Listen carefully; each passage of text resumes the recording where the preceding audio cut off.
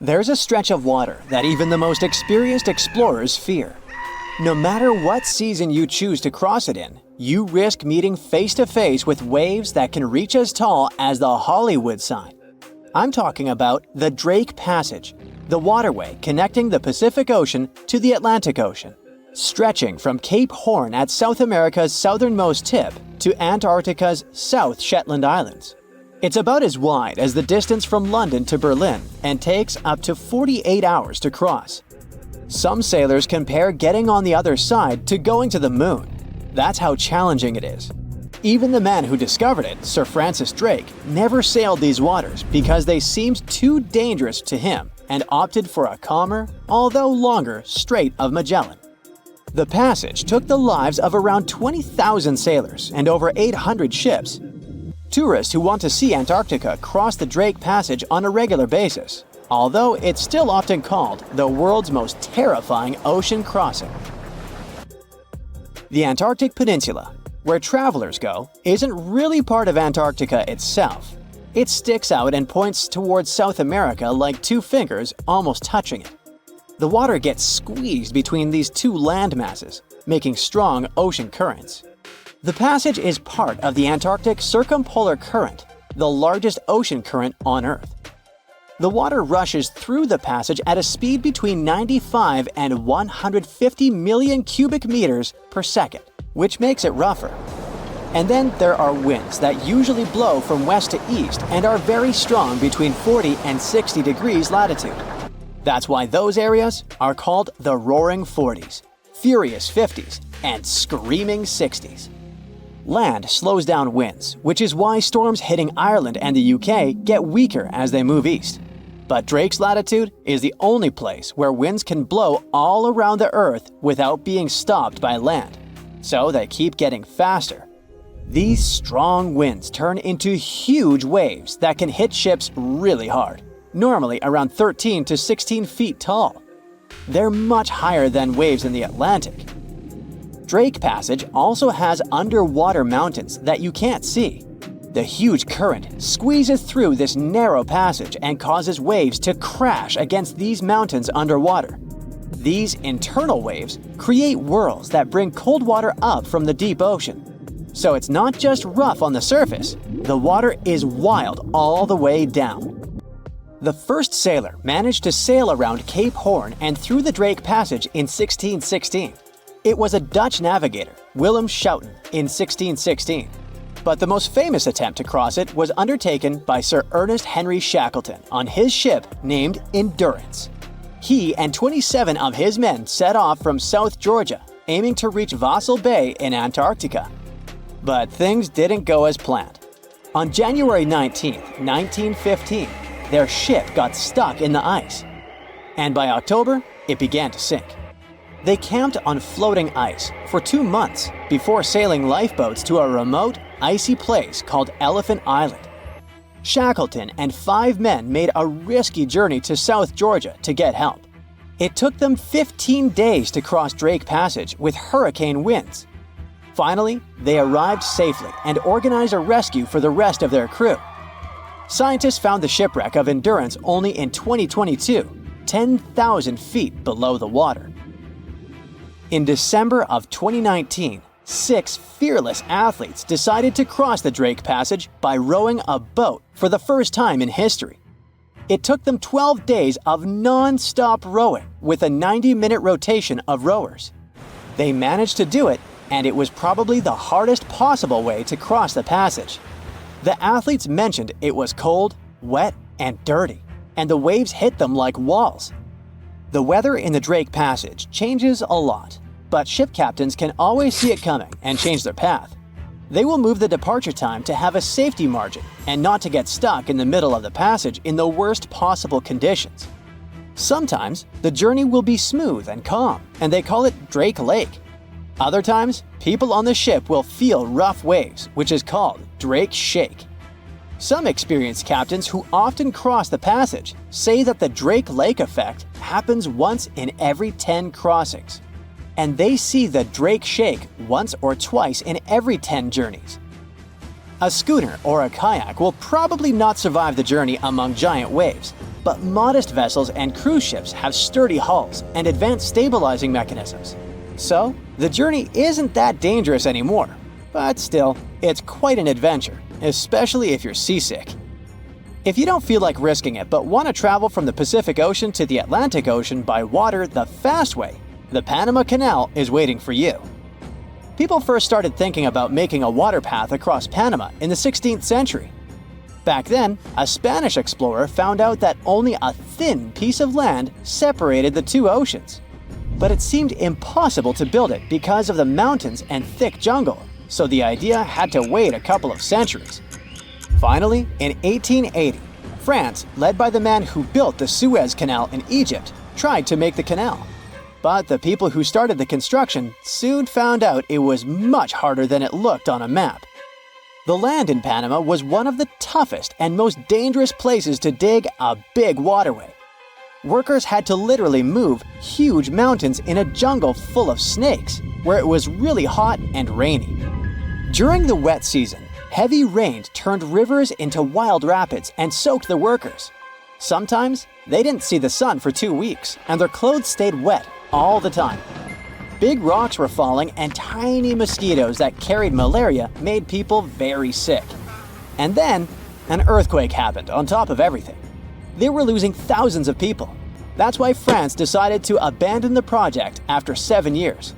Then, the United States bought the French assets in the canal zone and finished it by 1914. It cost the US around $375 million. The 50-mile-long passage of water saves ships traveling between New York and San Francisco 7,872 miles. Around 14,000 ships use it every year and pay around $1.8 million in tolls. So it looks like it all paid off. Another challenging waterway in this part of the world is the Amazon River. It's around 4,300 miles long and flows through 3 countries with over 30 million people living in its basin. But there isn't a single bridge across it. The river has many marshes and soft soils, so engineers would need to build very long bridges and very deep foundations, which costs a lot of money. Building bridges over deep water is tough, but in other places in the world, engineers can use things like floating platforms to help. The river's path and water levels change a lot during the year. During the dry season from June to November, the river is usually 2 to 6 miles wide. But in the wet season from December to April, the river can become as wide as 30 miles. And the water level can rise by 50 feet. That's why they can't build floating bridges or pontoons. The riverbanks are made of soft dirt that moves and erodes with the seasons, and it makes things even harder. It would have to be an absolutely unique project to overcome all these challenges. Luckily, there's no pressing need for a bridge across the Amazon right now. The river mostly goes through areas that are sparsely populated, so there aren't so many major roads to be connected by bridges. Imagine you're driving across a bridge to visit a friend. The next day, you get in your car to go back, but there is no longer a river under the bridge you drove across yesterday. Believe it or not, this is exactly what happened to people in the south of Honduras when Category 5 Hurricane Mitch hit in October 1998. Choluteca Bridge, which the local authorities reconstructed earlier that year, was left in the dry, as the river now flowed around it, not under it. The structure soon became famous online as the Bridge to Nowhere. This waterway shifted its course overnight, but it normally happens over longer spans of time. A river will stop flowing straight when there is even the tiniest change in the landscape around it. Even something as tiny as a mouse can weaken a riverbank. Imagine a family of mice decides to start a home somewhere by the river and digs a cozy hole. Over time, water gets inside this hole and starts washing away any loose soil. Give it a couple of centuries, and the river will now have a bend in this place. And if you're worried about the mice family, don't be, because they moved out a long time before the water flooded their home.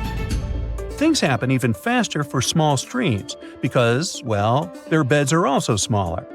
The current breaks down stones, the ground takes them in, and voila, a riverbed or bottom is formed. The current is the strongest in the middle of the waterway. and its power directly shapes the riverbed. The water flowing through rivers is full of soil and other particles. All this stuff goes from the spring into the mouth of a river and into Earth's oceans. In some cases, these particles build up at some point. And that's how new beaches, probably including your favorite, are born from fine-grained sand. On the other side of the river, the flow of water is much faster, so this fast-moving current literally slams against the next bank. Then, the process of erosion starts all over again. River erosion is what happens when the flowing water takes away soil. And I have to tell you, things go super fast there. That water is so energetic, it can even carve into rocks, creating a canyon. If the riverbanks consist of loose material, such as humus, that's the soil you plant a flower in, then it is easier for the flowing water to erode it. Rivers in the plains are often wide and slow because there's little resistance from the ground around them. So you don't have to worry about waves tipping over your boat on a flatland river. In the mountains, streams quickly wash away all the surface soil and gravel, revealing the bedrock beneath them. It's tightly bound, so mountain streams are literally set in stone, as they cannot wash away this bedrock. So we have erosion to blame for waterways changing their course, and also mountains and hills. When a stream reaches a mountain or simply a rock, it has two choices: to flow around it or carve its way through it. In flatlands, rivers don't have any natural competition, so they choose a more winding path. All this twisting and turning increases the river's total length from the source to the mouth. One such example is the mighty Mississippi River in the U.S. It has a lot of curves and bends, which are called meanders. In the last century and a half alone, the Mississippi changed its course several times. The last major case was in 1876 when it left the historic city of Vicksburg in the dry. 2 years later, a team of American engineers came to the area to construct the Yazoo Diversion Canal, which took 25 years to complete. Thanks to it, ships could once again sail to Vicksburg, reviving the town's economy. What happened in this southern U.S. town in the 19th century is an ordinary natural consequence of river erosion. The bends in a waterway grow sharper over time, making the water flow faster. This speeds up erosion, and individual bends slowly start approaching each other to the point they merge. When this happens, the river straightens up overnight, leaving a lake in the form of a horseshoe in the place where the bend was.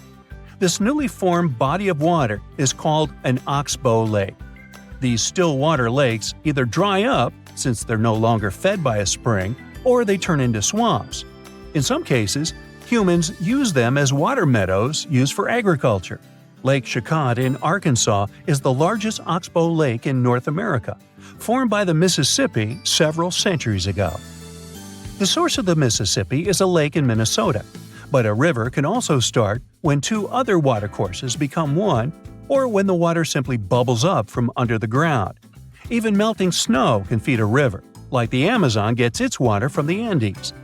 Determining the source of a waterway can be tricky, so the debate about whether Amazon or the Nile is longer is still ongoing.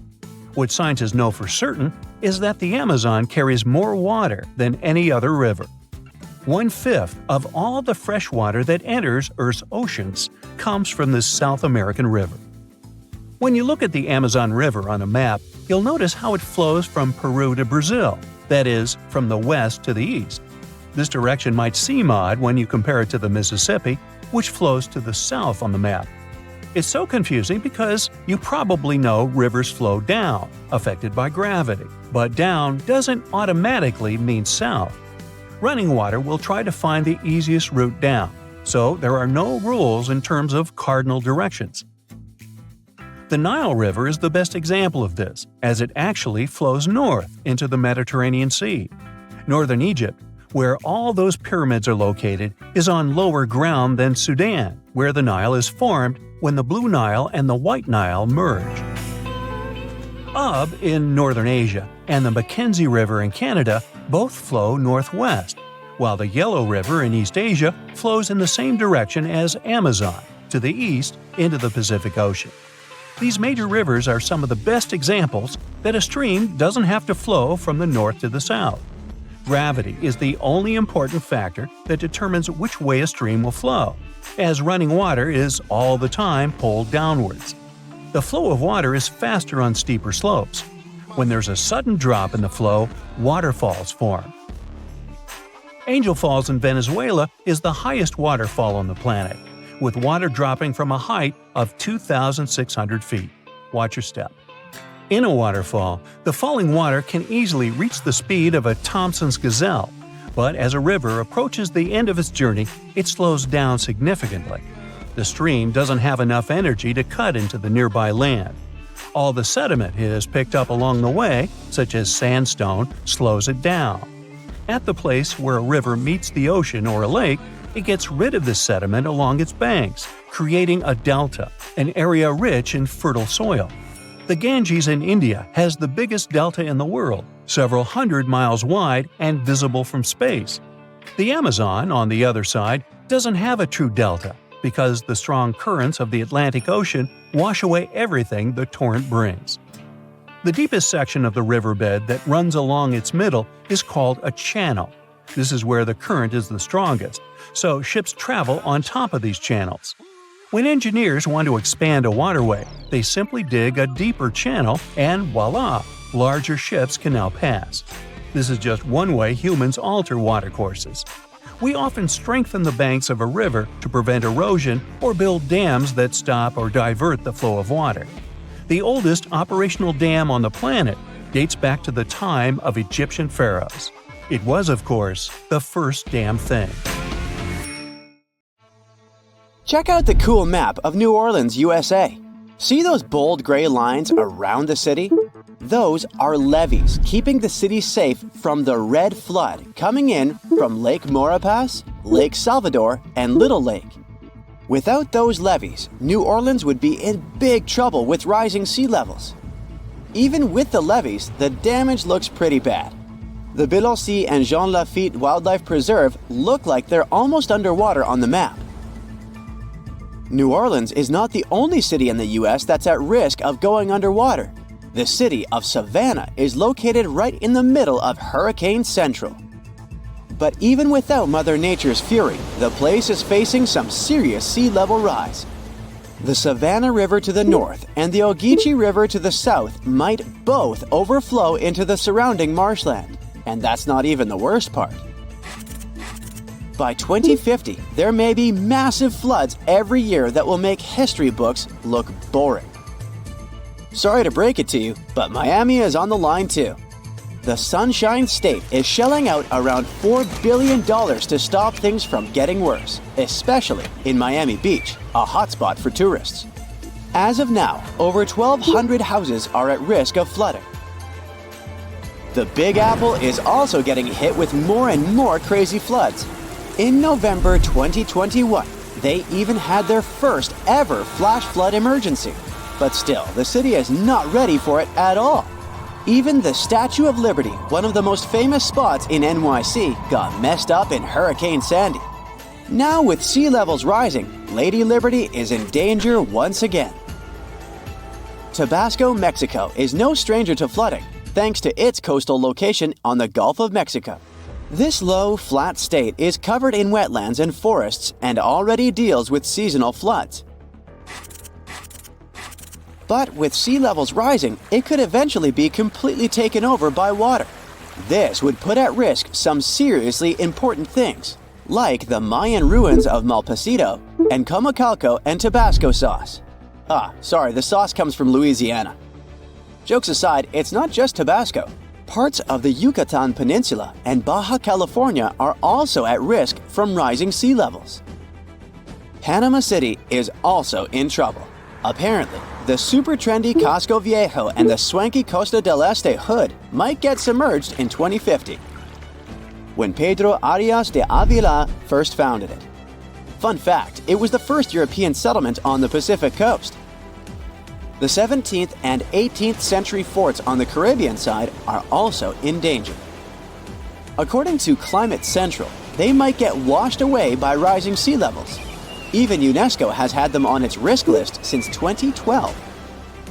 Some more sad news. The Bahamas is going to be hit hard by rising sea levels. I mean, Hurricane Dorian was already a huge bummer in 2019. And now, they're saying most of Grand Bahama, Nassau, Abaco, and Spanish Wells could go underwater by 2050 due to various reasons. Amsterdam. The Netherlands is one of the Low Countries for a reason. The city and its buddies Rotterdam and Den Haag sit low and close to the North Sea. You gotta hand it to the Dutch though. They know how to handle the water and keep it at bay with high-tech flood defenses. With sea levels constantly on the rise, it looks like their impressive system of dikes, dams, barriers, levees, and floodgates is gonna get even more crucial in the future. Still, despite all the effort, some experts are afraid that the Venice of the North might go underwater by 2030. Well, this one is not something you would expect, but still. Venice is sinking by 2 millimeters every year, and the sea levels are rising. This means that the city is getting flooded more often, and it's only going to get worse because of climate change. Just like New Orleans, Venice has a flood defense system.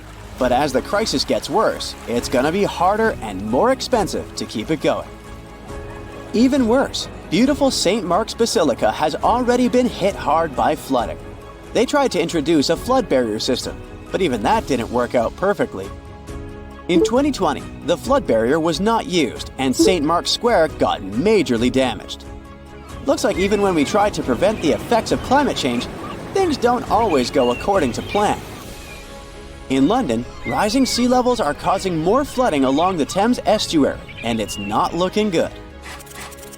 Areas along the River Thames are especially at risk, putting iconic buildings like the Tower of London and the House of Parliament, as well as cultural hotspots like the Tate Modern and Shakespeare's Globe in jeopardy. And the British Museum? It has so much precious stuff, even Gollum would be jealous. We just can't let it go underwater. During your next Euro trip, make sure to add Bruges in Belgium to your list. Chances are you won't see it if you skip it this time. The thing is, it's also in danger of getting flooded. Bruges is now a UNESCO World Heritage Site, so we really hope they can protect it from any potential floods. Plus, it has a lot of nice local specialties we don't want to lose.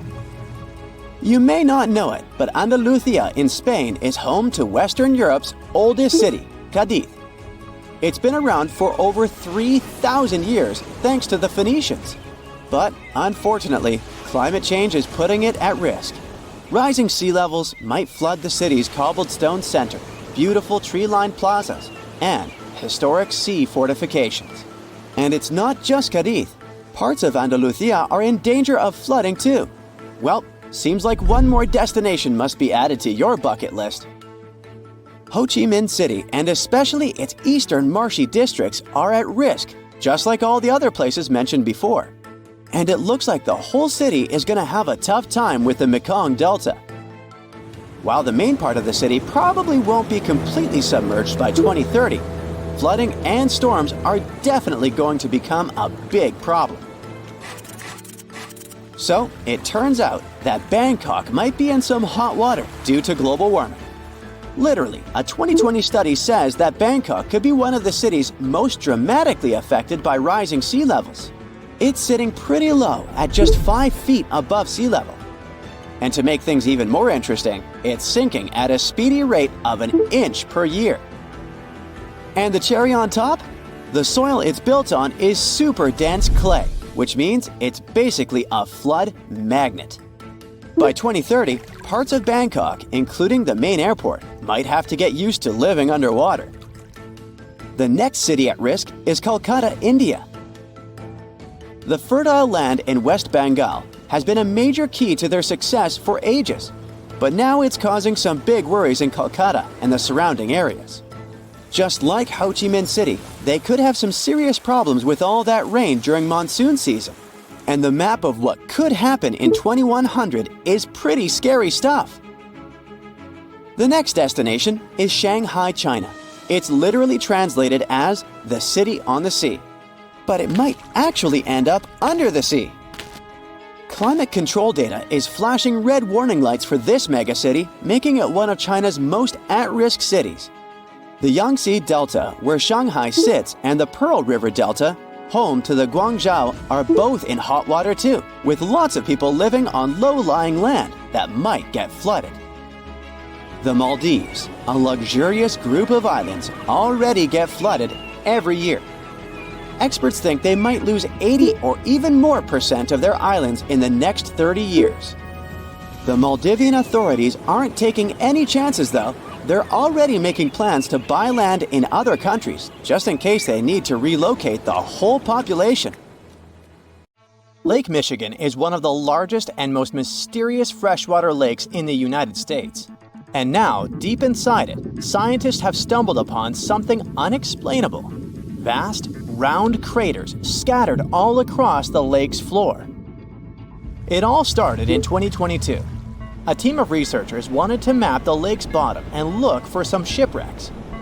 At first, they were sure it's going to be just some typical rocky terrain or sandy patches. But what they saw on their sonar screens stopped them cold. Strange, circular shapes that looked almost too perfect to be natural. They were hiding about 500 feet beneath the surface, in places where the water turns dark and impenetrable. Those guys are huge, ranging from 300 to 600 feet wide. They also plunge nearly 40 feet deep. And there are dozens of them, neatly arranged like some footprints. But the team had no idea what these things were. Then, in August 2024, the mystery only deepened. Using a remotely operated vehicle, they got a closer look at these formations. There were about 40 of them. No one had ever seen anything quite like this before in the Great Lakes. What could have created those craters? Could they be ancient? Perhaps remnants of some geological event lost to time? If that's the case, it's weird how long these holes have likely been sitting there, undisturbed. Theories started popping up. One possibility was that they could be sinkholes or dolines. Those are basically holes that suddenly appear in the ground when the surface layer collapses. The rock beneath the surface, often made of limestone, gets slowly dissolved by water over time, creating voids underground. When the surface of those voids can no longer hold its own weight, it caves in, and this forms a hole. Think of it like when you poke a straw through the lid of a drink. Sinkholes can be small dips or huge, spanning up to 2,000 feet. They can happen gradually or all at once. Sometimes they can swallow entire cars or even buildings. And Lake Michigan sits on limestone bedrock. It erodes pretty easily when water flows through it. Sinkholes like these have already been found in Lake Huron, and they look kinda similar. But there are some plot holes, no pun intended, with this theory. For example, it's wild how they all would be so huge. It's also weird and pretty rare for sinkholes to occur in a lake bed. They also kinda resemble a straight pattern. They seem to extend generally southward, forming a loose line, which is pretty weird. If these are sinkholes, then they're definitely not playing the usual geological rules. Though it might be some new, unusual process at play beneath the lake's surface that we haven't discovered yet. There's another theory though: glaciers. Glaciers are wild rivers of ice. They covered much of the Earth during the last ice age, and they're incredibly powerful. While they might move slowly, sometimes only a few inches per day, they have such immense weight that they can reshape entire landscapes over thousands of years. Glaciers can grind and scoop the land beneath them.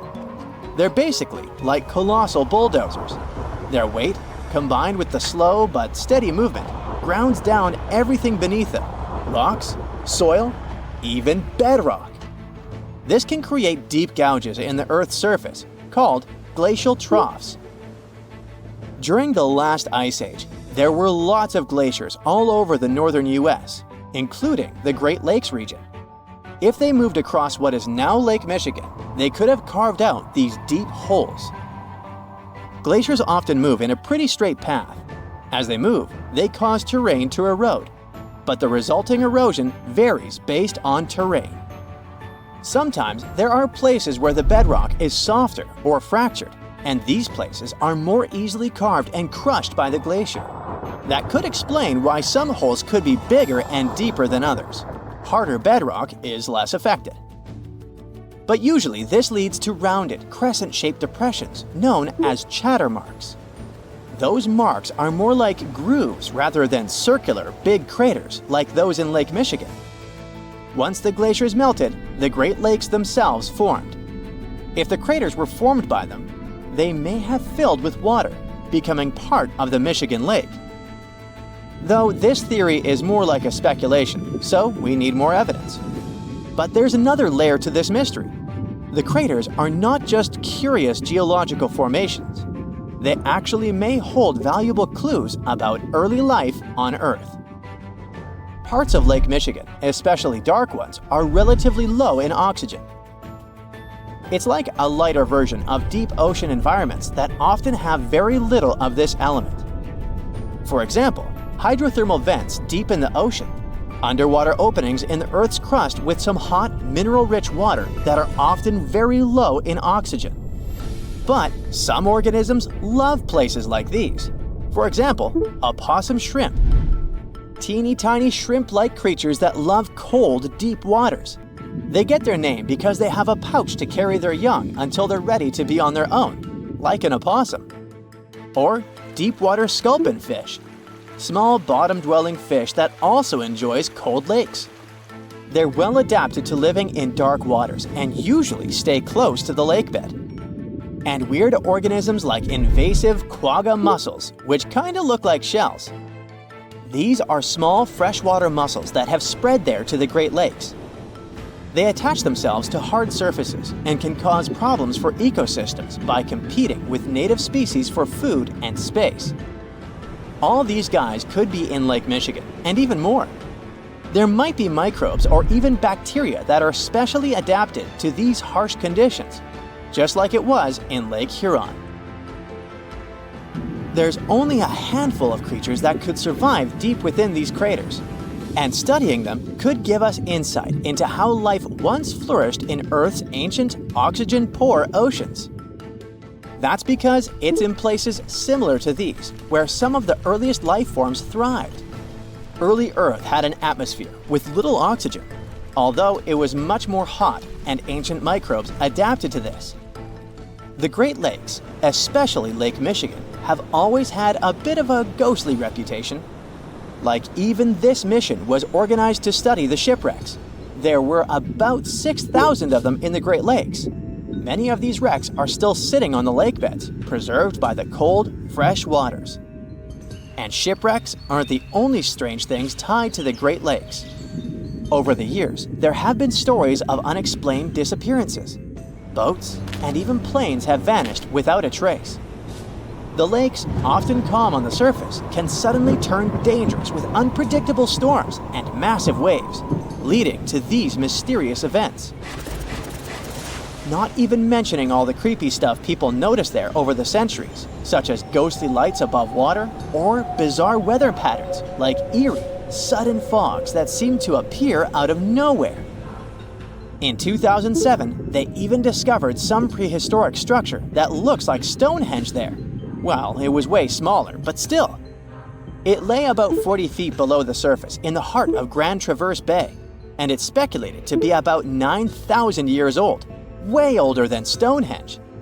Looks like this is a print of those who lived in the area thousands of years ago. These massive stones are arranged in a careful, winding pattern stretching over a mile. They range in size from basketballs to compact cars. But one, in particular, stands out. A boulder 3.5 to 4 feet tall, 5 feet wide. It's etched with the image of a mastodon, a creature that roamed the Earth about 11,000 years ago before it went extinct. It probably sank there during the end of the last ice age we mentioned. This period had reshaped the region. This place is underwater now, but back in the day, it was still dry land. So the stones were probably created by people who lived there, though we're not sure why. Were they used as hunting blinds? Or was it some sort of an ancient calendar? Who knows? Only about 15% of the Great Lakes floors have been explored. Now, scientists are gearing up for a deeper dive into this mystery, both literally and figuratively. They want to analyze the lake beds surrounding the craters, hoping that maybe something in the environment around them might have caused them to appear. They have initiatives like Lakebed 2030. These missions should map the entire underwater landscape. This would help us learn tons of interesting stuff about Lake Michigan and our planet's past. Who knows what other secrets these dark waters hide? Now, if you could get into a time machine and travel back to 1969, you'd see something spectacular. What you're looking at isn't some random desert. It's one of the most powerful waterfalls, completely dry. In the summer and fall of 1969, the American side of Niagara Falls stayed without water. It lasted 6 months. Researchers wanted to study the rock face of the falls.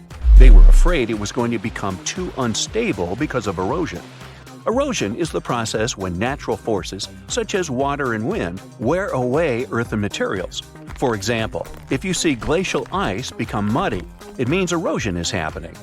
3 waterfalls that cross the international border between Canada and the United States together make something we know as the magnificent Niagara Falls. The 3 waterfalls are the Horseshoe Falls, the American Falls, and the Bridal Veil Falls, in order from largest to smallest. The American Falls are fully on the American side, while the Horseshoe Falls are primarily on the Canadian side, divided by Goat Island. The Bridal Veil Falls, the smallest of them all, are on the American side, but separated from the others by Luna Island. Don't America and Canada have a cool natural border? Many didn't believe we could actually go against wild nature and stop such insane amounts of water from flowing. But we did it. It took a 600-foot dam across the enormous Niagara River to really shut down these astonishing falls. This means they had to divert 60,000 gallons of water every second so that the remaining flow traveled over the biggest Horseshoe Falls, the ones that are completely on the Canadian side of the border. Over 27,000 tons of rock were used to construct that dam, and more than 1,000 trucks carried that rock back in the hot summer of '69. On June 12th, the American Falls stopped after their continuous flow for more than 12,000 years. So the Horseshoe Falls then took the extra flow and absorbed it so that research could be done. But the locals were still worried. They knew it wasn't possible to control such amounts of water. They were afraid the water might take a different route and cause a catastrophic flood. They were worried that tourists wouldn't come anymore if teams didn't manage to make the waterfall flow again the way it used to. But tourists kept coming even that summer, and they got a unique chance to see something no one had ever seen before or after. During that period, there was even a temporary walkway built only 20 feet away from the edge of the now dry falls.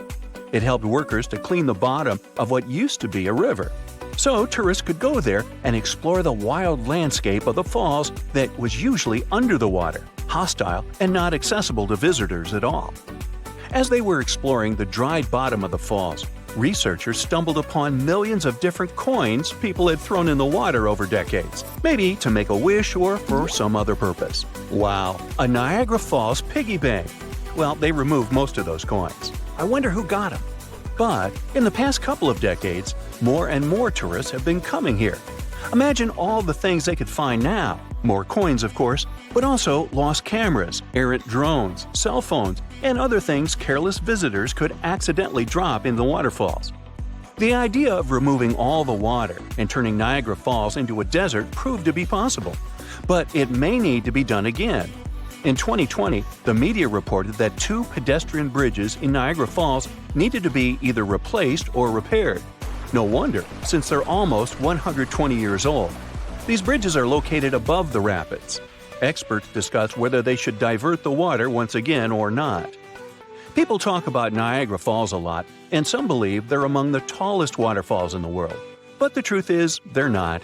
They're famous, precious, and breathtaking. But when it comes to height, there are nearly 500 other waterfalls across the globe that are taller than Niagara. Let's take Angel Falls in Venezuela, for example.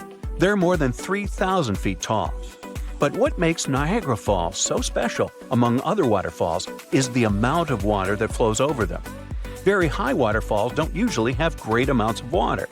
The combination of all those huge amounts of water and the height is what makes Niagara Falls so breathtaking. Also, they might be some of the fastest moving waterfalls on our planet.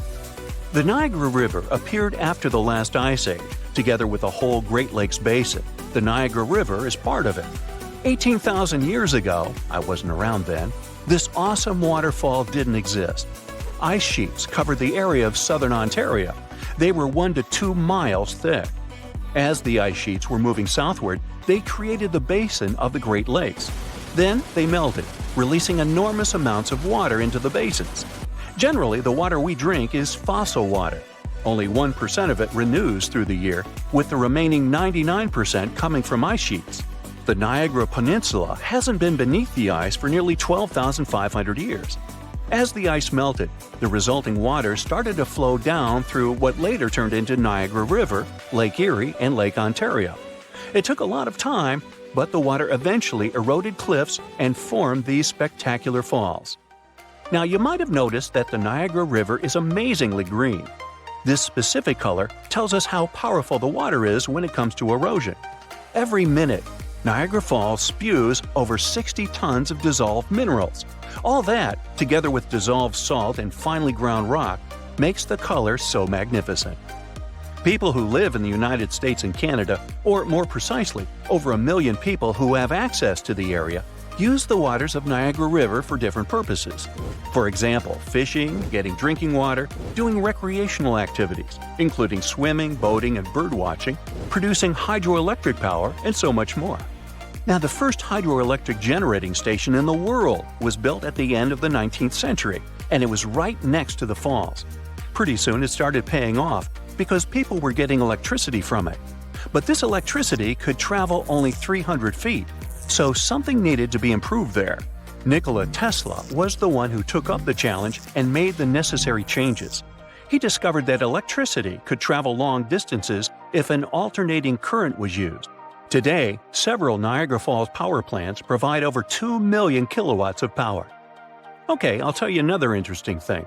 1969 wasn't the only time when Niagara Falls stopped. Back in 1848, the water didn't flow over the falls for up to 40 hours. Now, the falls were already very popular among tourists and a useful source of energy for local people, so no wonder they freaked out. Nature was to blame this time. Ice blocked the source of the Niagara River. An American farmer was the first one to notice it. It was March 29th, and he went for a walk right before midnight. Soon, he realized he couldn't hear the powerful roar of the falls. He quickly went to the edge of the river and stood there in shock. There was hardly any water. Factories and mills had to shut down because they depended on that water. Turtles were just wandering around. Fish didn't survive. Some people took a walk on the river bottom, taking little things they could find there as souvenirs. But 2 days later, on March 31st, people heard a distant rumbling coming from upriver. It was getting nearer and louder until a wall of water appeared in front of their eyes. And one of the world's greatest attractions that millions of tourists visit every year was back in business again. Magnificent and, in the end, invincible. As it should be. Meet Hula Male, also known as the City of Hope. This nickname makes total sense since this artificial island is part of the Maldives' big plan to avoid being completely submerged in the near future. Hula Male was created by placing sand from the seafloor onto a submerged coral platform, and it worked. This city sits about 6 feet above sea level, which means it's twice as high as the Maldives' capital, Male. While more and more people are moving there to live, the island was also designed to serve as a temporary evacuation site during dangerous storms and typhoons. Seychelles is another gem in the Indian Ocean that's at risk of disappearing. Unfortunately, coastal flooding is becoming a common issue there, especially during spring tides and heavy rainfall. The problem is that their main island, Mahé, hosts about 90% of the country's population. Along the coast, it's only about 6 feet above sea level. Fiji is the third tropical paradise on our list, and it's also a top pick for travelers. But this nation is in a tough spot, since it's located right in the middle of the Pacific Ocean, where huge storms can really turn things into chaos. Take Cyclone Winston. It hit Fiji back in 2016 and ended up costing them over $1 billion in damage. So one thing they're doing to protect themselves is planting mangroves along the coast and preserving the ones that already exist.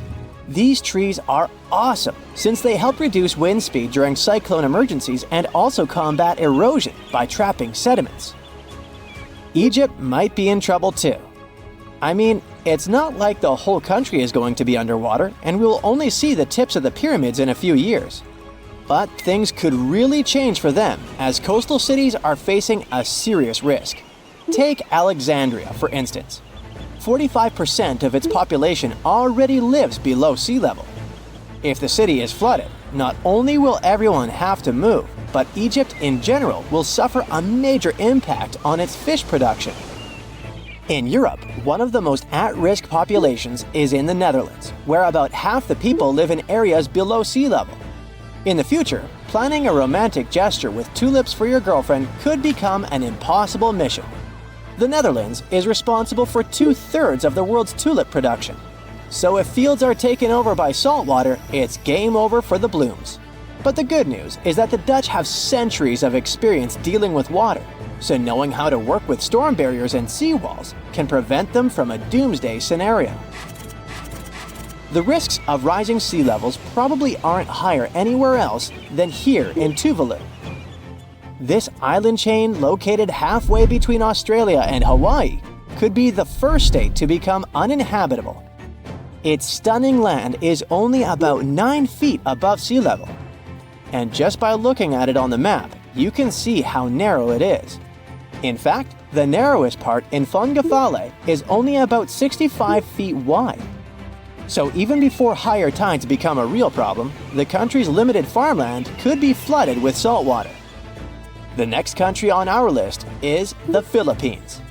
This archipelago in Southeast Asia boasts some of the most stunning scenery, but it faces the risk of flooding for 2 reasons. First, due to rising sea levels, and second, because of crazy, unpredictable weather. Since 1990, events like cyclones, earthquakes, and tsunamis have cost the country over $20 billion. Have you ever heard of Vanuatu? This chain of islands, spread out between Australia and Fiji, could be flooded soon. Vanuatu was one of the first Pacific nations to relocate an entire community to a safer spot. Back in 2005, residents living in risky coastal areas of the northern island of Tegua moved to higher ground.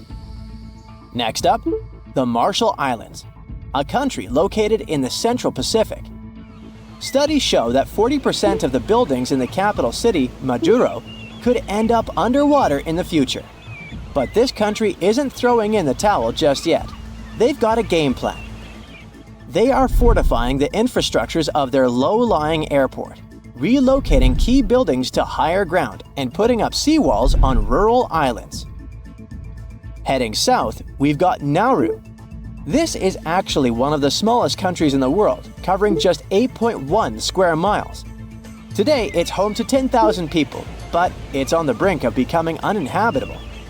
Water levels are rising about 3 times faster there than the global average. The Buada Lagoon sparks special concern since it's the only surface freshwater resource, and it's located only 16 feet above sea level. Our next stop in the Pacific Ocean is the Republic of Palau. Rising sea levels are no joke for them either, but protecting their crops, especially taro, is a priority at this moment. About halfway between Hawaii and New Zealand lies Samoa, and this country is dealing with a unique situation. Not only is the volume of water increasing there, but their land is also sinking. You see, a couple of strong earthquakes and tsunamis hit Samoa back in 2009. So as the crust bounces back to its original position, the overall land surface is actually going down. Because of this, their housing and main infrastructure could take a serious hit, especially since all their airports are along the coast. Let's head to Kiribati. This Pacific nation has a big problem with frequent flooding because most of its people and infrastructure are near the coast. Apart from the volcanic island of Banaba, none of Kiribati's land is more than 6.5 feet above the ocean. To tackle this situation, and keep their population safe, they had this big idea of making a massive floating platform, kind of like the ones oil companies have. But the problem is that it would cost them a fortune, as the project is estimated to be around $2 billion. If visiting Vietnam is on your bucket list, you better hurry up. The top 10 things to do there mostly involve cruising to jaw-dropping spots like down to Ha Long Bay, also known as the Descending Dragons Bay. But by 2050, the surrounding land over there might be underwater. Another huge problem Vietnam is facing is that the main rice fields are getting salty. And if you're into Vietnamese food, you know how important rice is for them. Right now, they're especially concerned about the Mekong Delta region being vulnerable. After all, this is a highly fertile area responsible for most of Vietnam's agricultural output, with over 50% of it being, rice. This nation is really putting in the effort to adjust to this new reality. They're flushing the rice fields in the Mekong Delta with fresh water to get rid of the saltiness. Our next stop is in the Caribbean Sea. Grenada is an island country, but you may know it as the Island of Spice, since its tropical climate is just perfect for cultivating things like nutmeg, cinnamon, cloves, and ginger. Unfortunately, Grenada and its incredible fertile soil also face an uncertain future of being submerged. Let's talk about the last country on our list, the Solomon Islands. 5 islands in this archipelago have already vanished beneath the waves, and 6 others are submerged by 20%. They include the Nusa Evili Island, which was once a hotspot to go to for a picnic in the early 2000s. Even though the situation is complicated, it's important to note that more than 300 of the islands there are inhabited. One thing about the Solomon Islands is that it seems like they're always in some kind of recovery mode, since the country often gets hit by tropical cyclones and flash floods.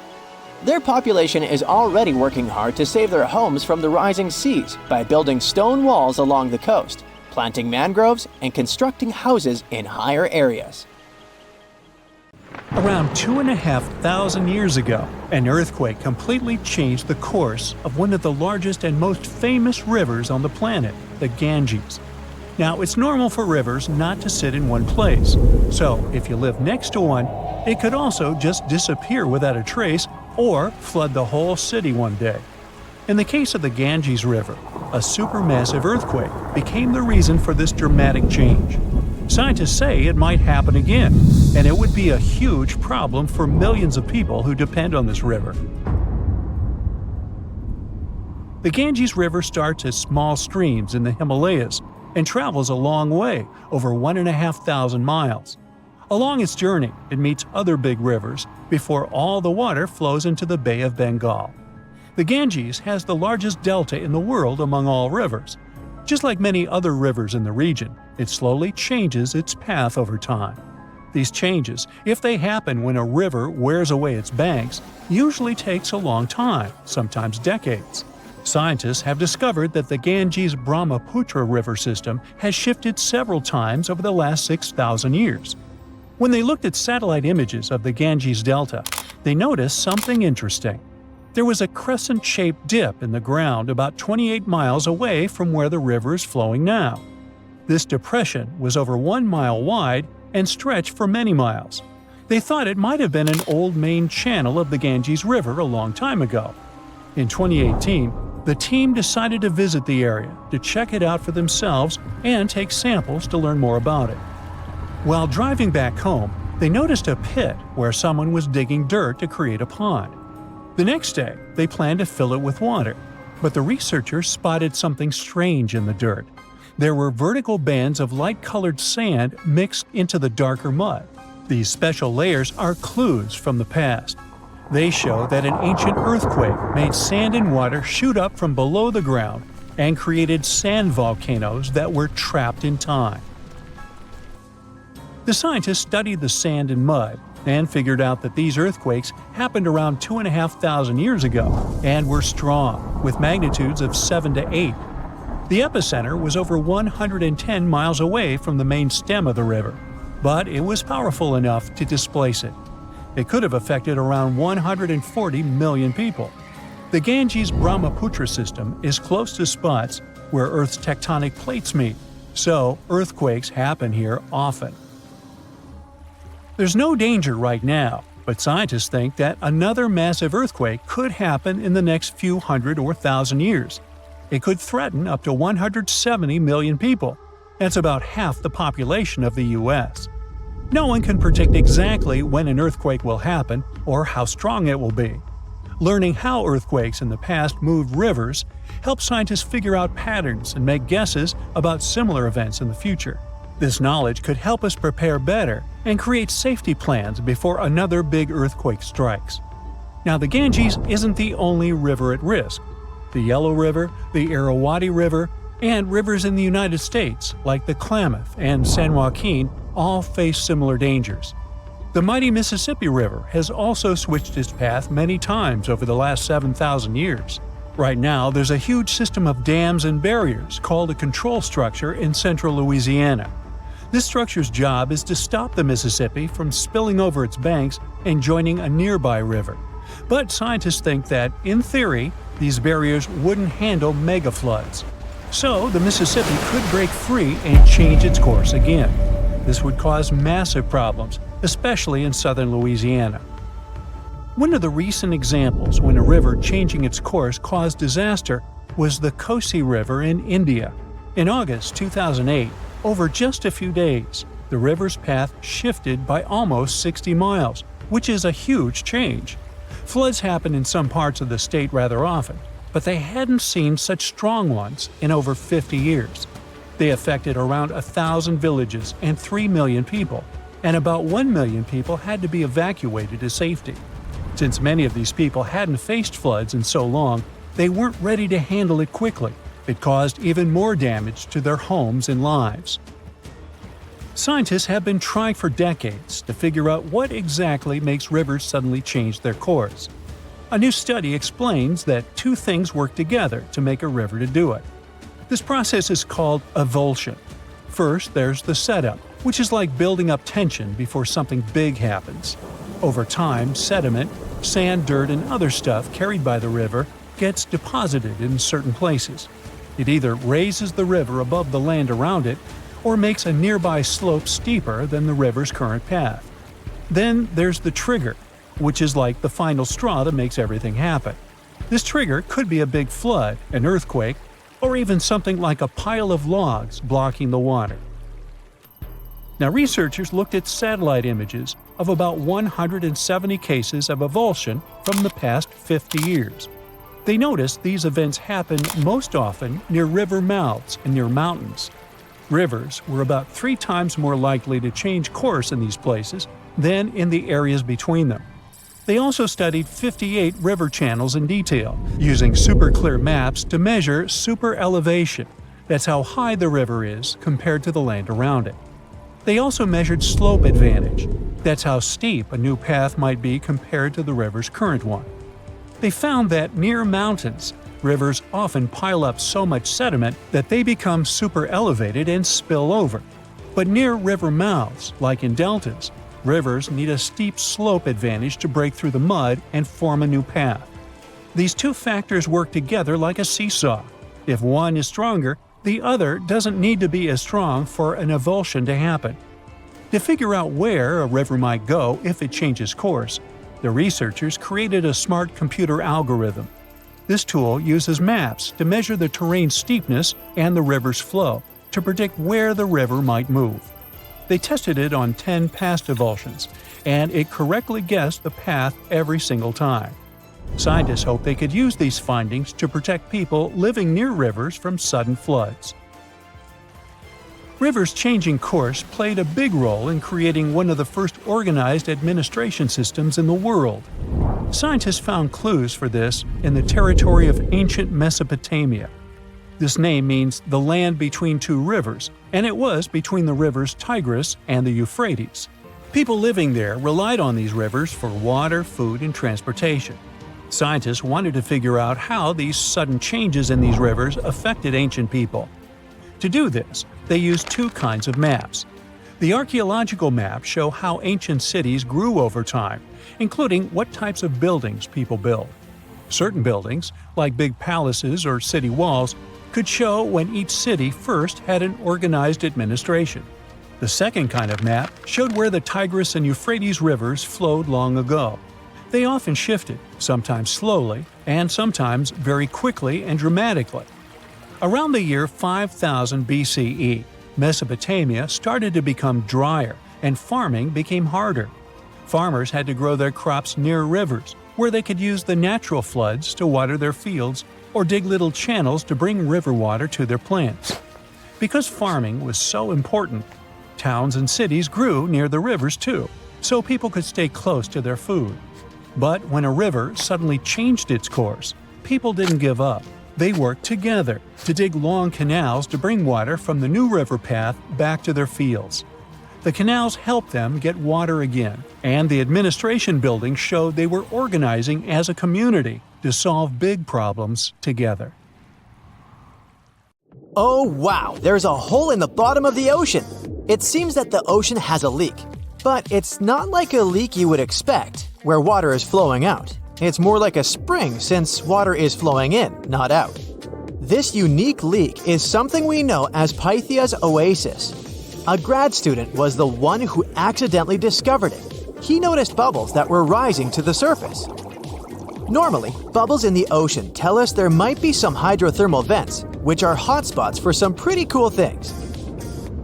These vents are actually like hot springs on the seafloor, but instead of bubbling with warm water, they release a fluid that has been superheated in the crust of our planet. When seawater seeps into these cracks and travels deep into the crust, it comes into contact with the extremely hot mantle. This heats seawater to very high temperatures, and as it moves back up towards the surface, it carries dissolved gases and minerals. When the hot fluid shoots out of the vents, it mixes with the surrounding seawater and quickly cools down. Just a short distance away from the vent, the temperature can drop to a comfortable 68 degrees Fahrenheit or so, which is, as it seems, exactly what some creatures like. And there are some real weirdos living down there in the darkness, like ghostly fish, giant red-tipped tube worms, and a unique type of shrimp with eyes on their back. And some of them, like tube worms and bacteria, rely on the chemicals and minerals released by the vents to survive in harsh conditions. But in this case, the bubbling water didn't come from a hydrothermal vent. It was there because of a spring, and that's a bit more concerning. You see, the water in this reservoir needs to stay where it is. If too much of it seeps out, there could be some serious consequences, especially for the surrounding area. You can see this unusual leak along the Cascadia subduction zone, which is a massive fault line off the Pacific Northwest coast. It's a place where two pretty big plates that make up Earth's crust come together and slide along each other. The water from Pythia's oasis kinda acts as a lubricant between these plates. You can think of the fault zone as an air hockey table. When the fluid pressure is high, it's like you've turned the air on. That means the friction between the plates is reduced, which allows the plates to move.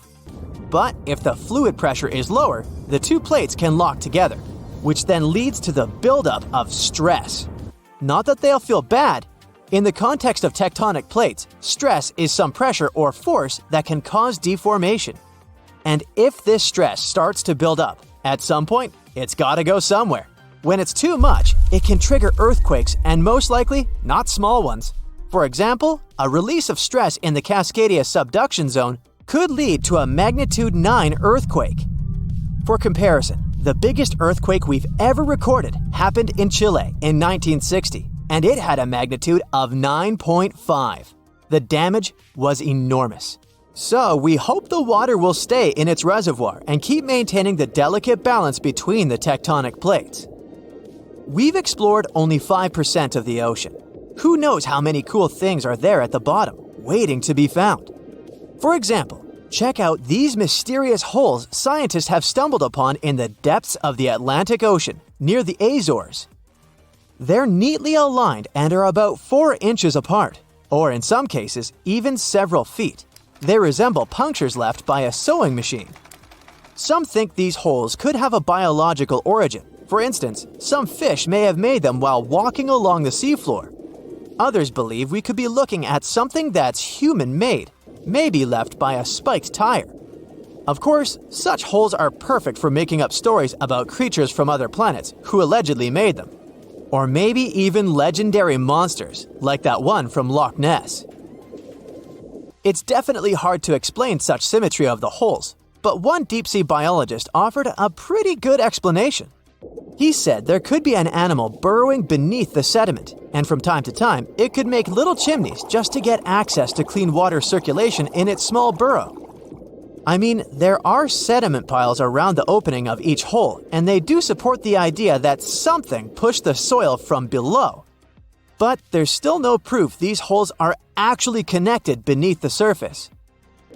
And there are also a lot of things hidden at the bottom of the oceans and seas that ancient civilizations left us.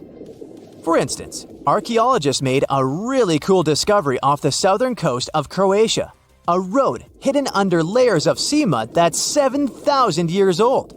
They found the ancient road at the sunken Neolithic site of Solin. The site of Solin was a human-made island in ancient times, and an archaeologist discovered it 2 years ago. He was studying satellite images of the area around Korčula, one of the beautiful Croatian islands. When he realized there could be something interesting at the bottom of the sea, he dove into the water with his colleague. And under the surface of the Adriatic Sea, which is part of the Mediterranean Sea, at a depth of 13 to 16 feet, they found stone walls that were most likely part of some ancient settlement. The landmass where people built the settlement was separated from the main island by a narrow stretch of land. Luckily, this area is protected from big waves by the surrounding islands, so the site remained relatively well preserved. It's now hidden beneath the surface of the sea and covered in mud. But it's so exciting to imagine how people walked on that road nearly 7,000 years ago, visiting nearby settlements. If you want to see the weirdest creatures, you can always head to the bottom of the sea. Actually, scientists have determined there could be more than 30 potentially new species at the bottom of the Pacific Ocean. They've collected them using their remote-controlled vehicle. That's a big step because until recently, they could only study such creatures through photographs. I'm talking about segmented worms, different types of coral, some invertebrates similar to centipedes, and many others. But there are also many old freaky creatures that we already know about that look like they came from sci-fi movies. Red octopus, blobfish, okay, this one kinda looks normal until you raise it to the surface, the goblin shark, Sloane's viperfish, zombie worms. Ugh, yeah, I hear ya. Let's move on. The seafloor hides things from space too. There are traces of rare forms of plutonium and iron at the bottom of the Pacific Ocean. And what's awesome is that all this has come from space. These radioactive materials probably formed during some kind of cataclysmic event in space and eventually made their way out to our beautiful home planet. And this extraterrestrial debris most likely appeared on Earth within the past 10 million years. After it fell to the Pacific Ocean and settled at a depth of almost a mile, it became part of all those layers of rock down there. Plutonium is especially exciting for scientists. I mean, only tiny amounts of it have been found, hundreds of atoms maybe, but it's still remarkable because these atoms are created by exploding stars. Things like this can help us better understand how the universe produces elements heavier than iron, like plutonium, gold, uranium, and platinum. We're still not sure about the origins of these elements. For a long time, scientists believed that supernovae, which is when a star comes to its end in a fabulous explosion, were responsible for creating these heavy elements. But it seems it's not just that. Some other cosmic events, such as the collision of neutron stars, which are super dense collapsed stars, or some rare types of supernovae, could also be involved. Whoa, let me get my popcorn! If all the volcanoes on Earth suddenly erupted together, it'd be loud. We'd also have around 1,500 of these formations bursting at once. Now normally it's just 10 to 20 volcanoes that are active each day. But what would the world look like if they all blew their tops simultaneously? Geologists think it wouldn't be pretty. Even if only the land volcanoes erupted together, it would set off a chain reaction way worse than anything we've ever seen before. The two big problems would be ash and volcanic gases.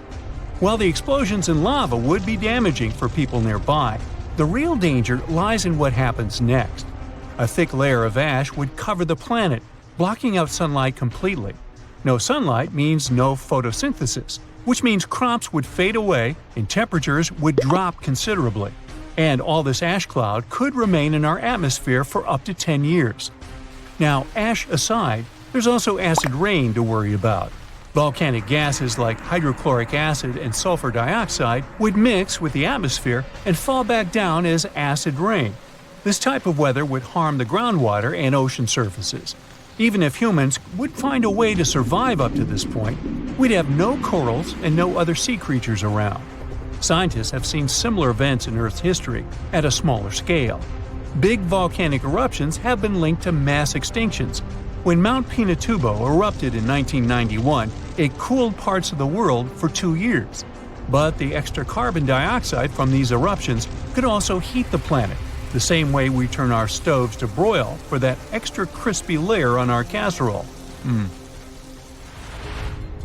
Geologists also mentioned that there's evidence in our atmosphere that stuff like this may have happened in the distant past. During the Cretaceous period, carbon dioxide levels were way higher than today, which made it difficult for marine life to thrive. Who would survive all this? Probably just some extremophiles, these organisms that survive in harsh conditions like hot springs or deep undersea vents. As for humans, we could all lay low in underground bunkers until things clear up, or build multiple space stations that could fit us all. Yeah, right. The chances of all volcanoes erupting at once, though, are very slim. Whew! That's because there isn't one giant source supplying all the volcanoes on Earth. Each one of these openings has its own deposit of magma, except for a few cases where they indeed share the supply.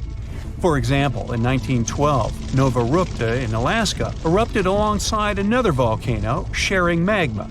Scientists have also found evidence of magma hiding under volcanic areas, like under the Taupo volcanic zone in New Zealand. This magma can spread out horizontally for long distances, but is still just a local feature. Even if we consider all the magma under Taupo as one system, it's not connected to other volcanic areas like Indonesia or the Philippines. Because the great majority are isolated, volcanoes can't sync up to erupt at once. The magma comes from different processes like mantle decompression or adding water to the mantle through subduction. There's no way to make all these different volcanoes erupt together because of how tectonics work. Now, that doesn't mean we won't see interesting volcano activity in the future. Take an underwater area near British Columbia, where recently about 200 small earthquakes per hour have been noted. Deep beneath the Pacific Ocean floor, off the coast of Vancouver Island, magma is set to erupt, heating the water so much that it'll bubble like soda. However, this event will likely go unnoticed by anyone other than scientists. The anticipated eruption will most likely happen around 3 miles below the ocean surface. Scientists explain that the earthquakes range from negative to 4.1 magnitude, meaning only those nearby would feel any tremors. This unusual activity gives us a rare opportunity to study how the Earth's crust forms. The magma beneath the ocean floor is estimated to be almost 1,500 degrees Fahrenheit, but will cool rapidly upon eruption and contact with water. This runny rock will solidify upon contact with the seafloor, turning black quickly. This event will be useful for biologists too, who will have the opportunity to study the marine animals' response to any changes, like run! Antarctica, often seen as a vast icy continent, also holds a volcanic surprise beneath its frozen surface. Researchers have identified over 130 under the western ice sheet alone, making it the largest volcanic region on Earth. Most of these volcanoes, about 90, were only recently discovered in 2017. But could any of these Antarctic volcanoes actually erupt? Well, it depends on which volcano we're talking about. While these formations are relatively young in geologic terms, it's hard for scientists to tell if they're still active or not. There are only two confirmed active volcanoes in Antarctica: Deception Island and Mount Erebus. The latter, standing tall as the highest peak on the continent, has been continuously erupting since at least 1972. It's known for emitting gas and steam, and sometimes even throwing out rocks in what are called strombolian eruptions. One of its most notable features is a persistent lava lake in its crater, a rare phenomenon due to specific conditions needed to keep the surface molten. For instance, it's fueled by a steady supply of magma from deep within the Earth's mantle. This continuous inflow of molten rock provides the material for the lava lake to exist. It also features low ambient temperatures. Despite its location in Antarctica, Erebus has relatively mild temperatures in its summit region because of the heat generated by the volcanic activity. This allows the lava lake to remain liquid rather than freezing over. Deception Island, another active volcano, last erupted in the 70s. While it's currently not showing signs of imminent eruption, it's being monitored closely for any concerning activity. Apart from these two being confirmed to be active, Antarctica is dotted with fumaroles, openings in the Earth's crust that release gases and vapors. Sometimes these fumaroles can create icy towers reaching heights of 10 feet. What we should focus on is maybe supervolcanoes. They're this type that has the potential to produce the most massive and destructive eruptions. Unlike the typical one, which has a single vent, supervolcanoes have a vast magma chamber beneath the surface, spanning tens or even hundreds of miles in diameter. Their eruptions can have catastrophic effects on the surrounding area and even impact global climate patterns because of the amounts of ash and gases they spill out into the atmosphere. One famous supervolcano is the Yellowstone one, which some say is gearing up for another eruption. It has the capacity to unleash a colossal eruption, spewing over 240 cubic miles of material. As much as we'd like to predict its behavior, volcanoes don't stick to a calendar. On the contrary, eruptions simply happen when there's enough magma beneath the surface. There also needs to be enough pressure for the magma to travel upwards. As far as we can measure, these conditions are not currently met at Yellowstone. Sure, many volcanoes operate on a cyclical pattern, but that doesn't mean Yellowstone is overdue. In fact, Yellowstone has had just 3 major eruptions over the past 2.1 million years. Also, the term supervolcano refers to the formation's size, not necessarily how fussy it is. Yellowstone's monitoring is extensive, tracking seismicity, ground deformation, thermal emissions, gas, water chemistry, and surface changes. Signs of an eruption would include thousands of earthquakes over a short period. We'd also see deformation on the ground and weird gas emissions ahead of time. Stable, as it might look like for now, the consequences of it having a major eruption could look ugly. Ash dispersion could blanket a 500-mile radius, potentially disrupting Midwest agriculture and clogging waterways. Ash and gas emissions into the stratosphere could induce global climatic effects, making our planet colder for several years. And yes, we've seen some research that it shows there's more liquid molten rock under the Yellowstone volcano than scientists believe. But that doesn't translate to imminent danger. It's 9:59 a.m. when a man is jolted awake in his bed by a powerful, mysterious force. While he's trying to figure out what's going on, a giant 100-foot-tall column of water is already surging toward his hometown. In 20 minutes, most of his friends and family members will lose their lives when a sky-high wall of water sweeps away buildings, trees, and cars. And it can happen to you at any given time. It's the day after Christmas in 2004. Thousands of tourists from Europe and America are enjoying tropical beaches in Thailand, Sri Lanka, and Indonesia when a powerful undersea earthquake strikes off the western coast of northern Sumatra, Indonesia. It's a 9.3 magnitude earthquake, the most powerful ever recorded in Asia. It triggers one of the largest tsunamis in history, the Boxing Day tsunami, which will take the lives of 230,000 people within a few hours. The city of Banda Aceh in Sumatra, Indonesia, home to 260,000 people, is the closest to the earthquake's epicenter. In less than half an hour after the quake, Huge 10-story tall waves crash into the city. More than 60,000 people lose their lives immediately. The destruction is so severe that almost no one in its path survives. Next, the tsunami hits Thailand. The waves, rushing at a mind-boggling 500 miles per hour across the Indian Ocean, reach the shores of Phang Nang and Phuket about 90 minutes later. Despite such a significant time gap, both locals and tourists are caught totally off guard. Many beachgoers even walk out onto the beach, curious about the strangely receding sea, only to be overtaken by a towering wall of water. Nearly 5,400 people, including 2,000 foreign tourists, won't survive that day in Thailand. An hour after Thailand, the tsunami hits southeastern India near Chennai. Debris-filled waves push miles inland, taking the lives of more than 10,000 people. Sri Lanka faces even worse devastation. The island will lose over 30,000 people, and hundreds of thousands will become homeless. The tsunami's incredible strength is evident even far away. 8 hours later, it claims its last victims in South Africa, 5,000 miles from the quake's epicenter. There, rogue waves catch swimmers off guard. Researchers from NOAA's Center for Tsunami Research explain that the destruction was due to the sheer power of the earthquake. It originated from a megathrust fault. That's where heavy ocean plates dive beneath lighter continental plates.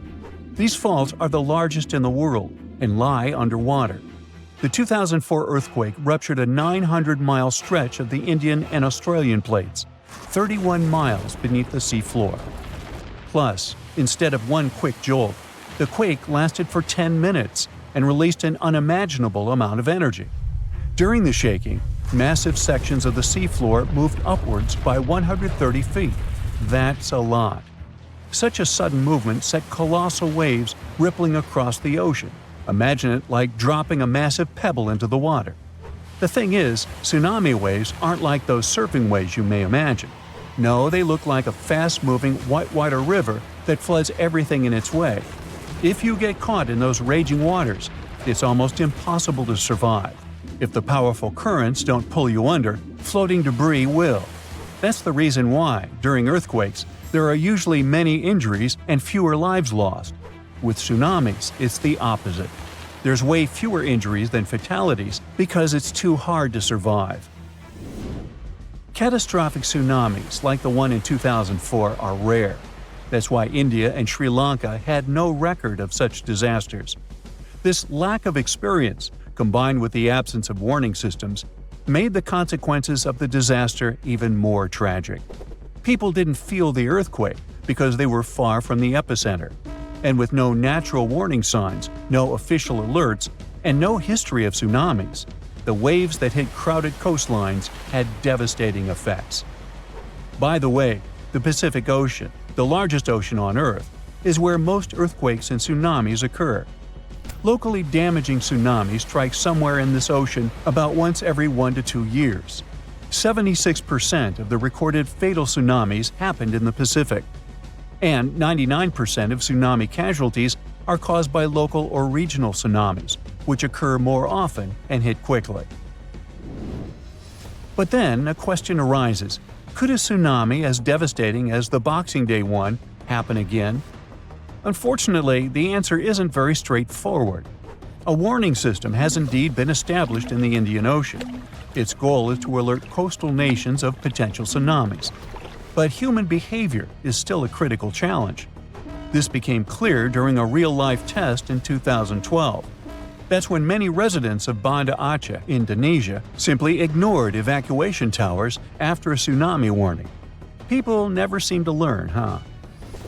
The Indian Ocean Warning Network uses undersea pressure sensors placed near tectonic plate fault lines. These sensors detect any changes and transmit data to surface buoys, which then send it via satellite to control centers on land. Authorities analyze the information and decide whether to issue warnings and evacuate at-risk areas. Aceh, located on one of the world's most active fault lines, implemented additional safeguards. They installed sirens in coastal cities, and people get alerts on their cell phones. Plus, there are evacuation towers, reinforced concrete structures capable of holding 500 people. They are special safe zones.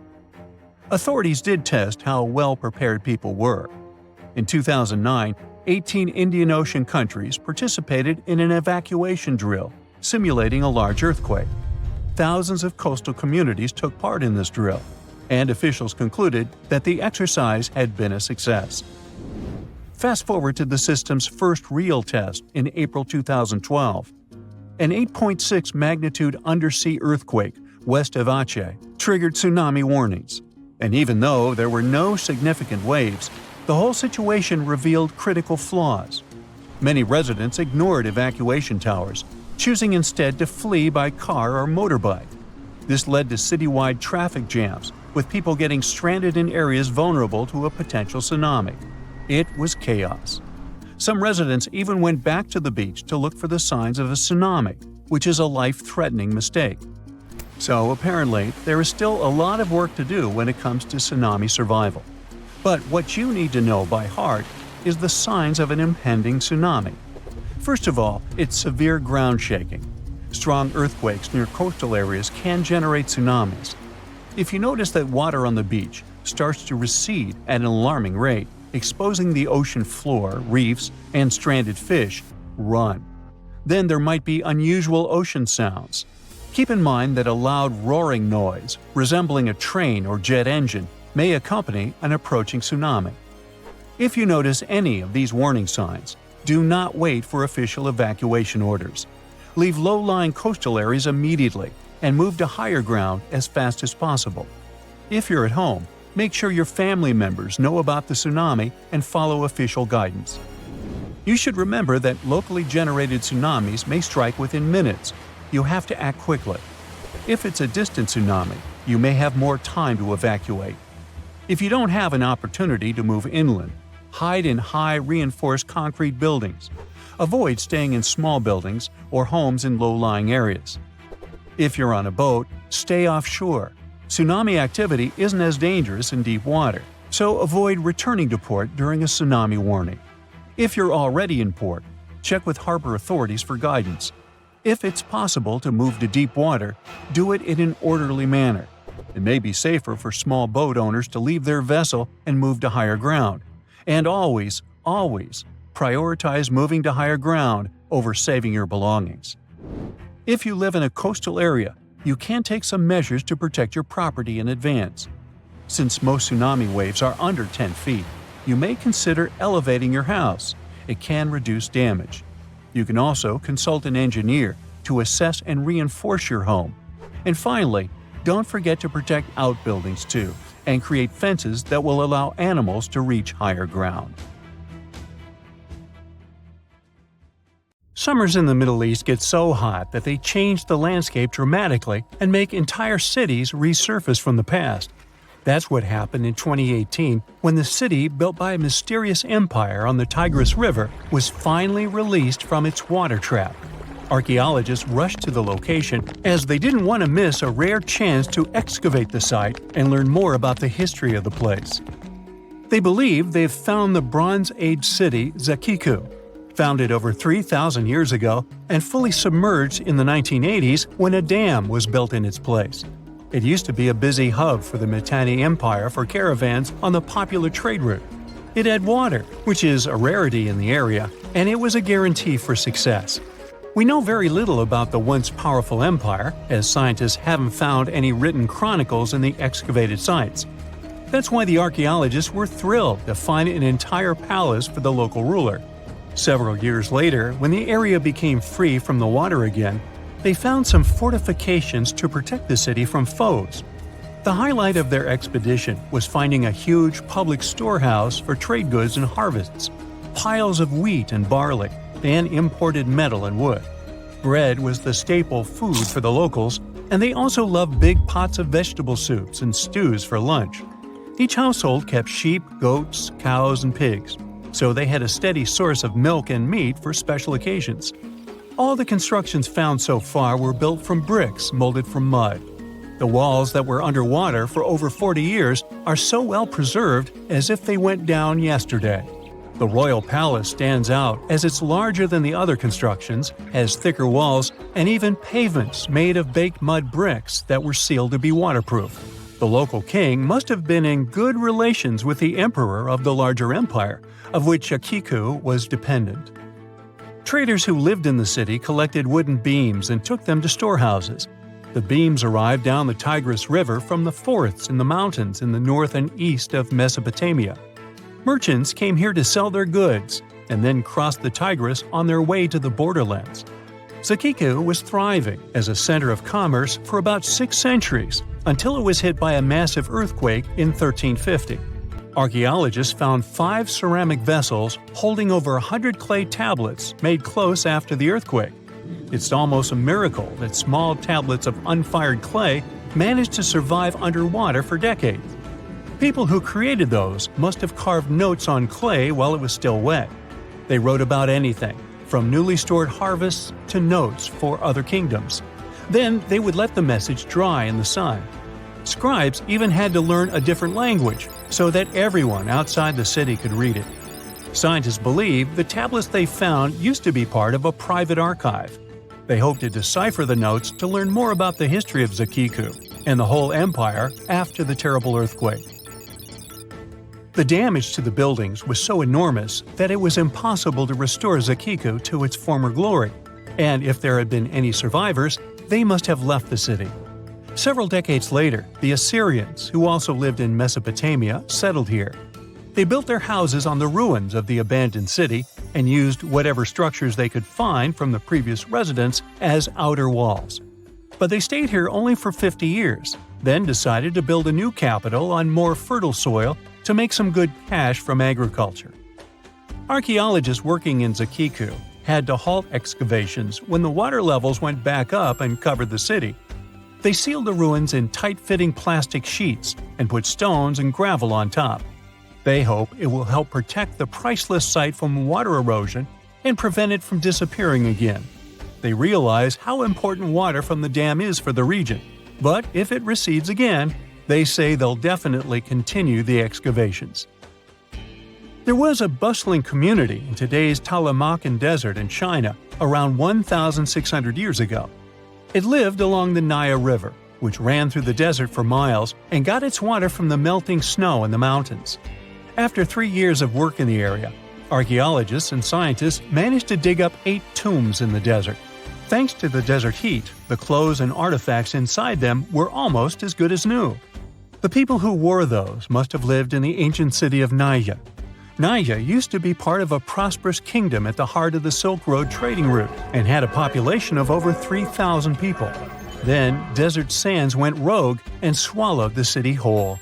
Archaeologists only found the ruins of Nija in the early 20th century. Scientists from different countries have tried to solve its mysteries.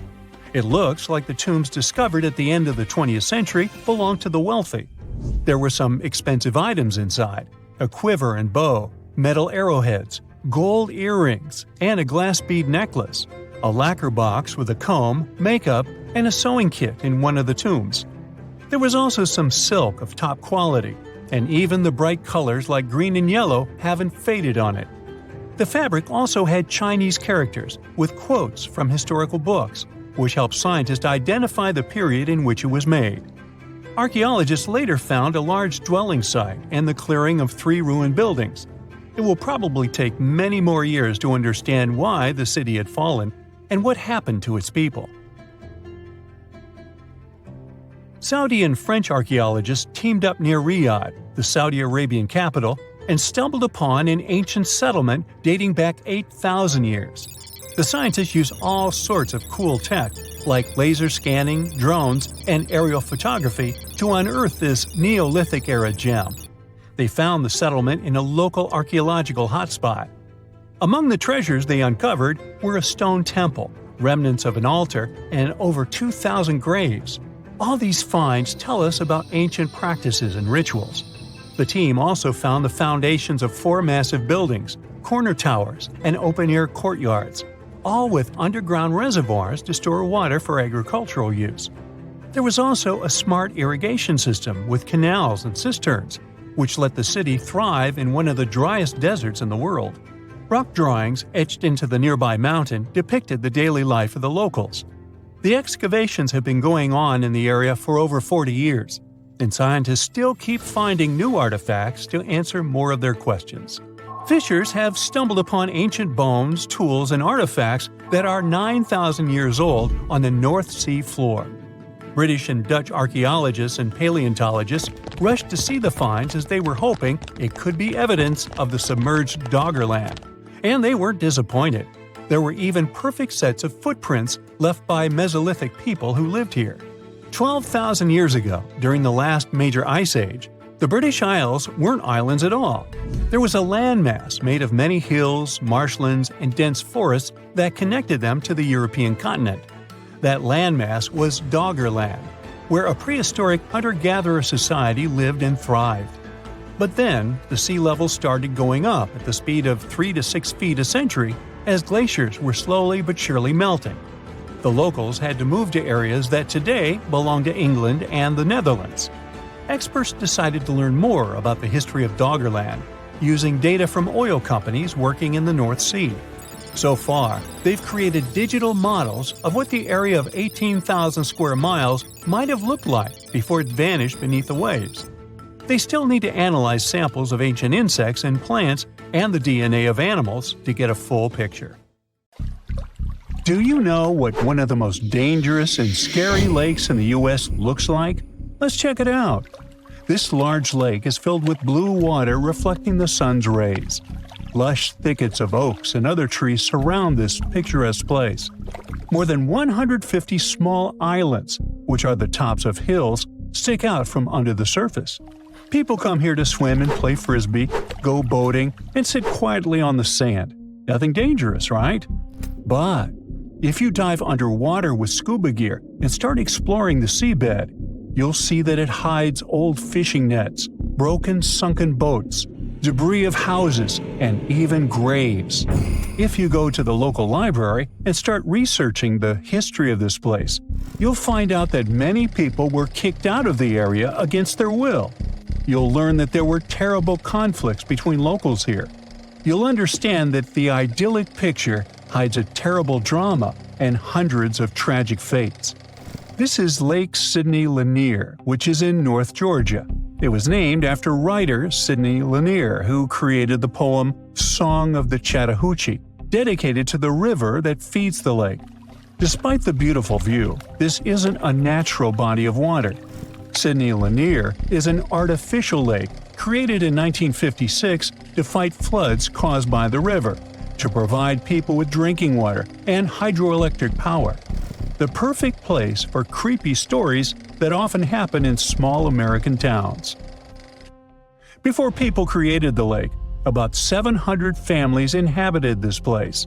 They made up a classic quiet village with farms, houses, churches, mills, and a cemetery. But when the state decided to create a lake here, the authorities forced people to leave their homes. Locals had lived here with their families for generations, and then they had to go away. Most of the buildings were moved, but the cemetery was left untouched. The graves are still there at the bottom, while people on the surface are swimming and having fun. 200 years before the lake appeared, the Cherokee tribe had lived in this place. In the 1830s, they also got kicked out of their territory.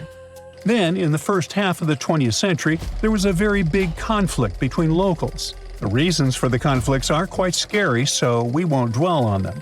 But it's important to note that more than 1,000 people got hurt by this conflict and were forced to leave their homes. So, we have a place where tragic episodes have happened 3 times, and where a lot of people have been injured throughout history.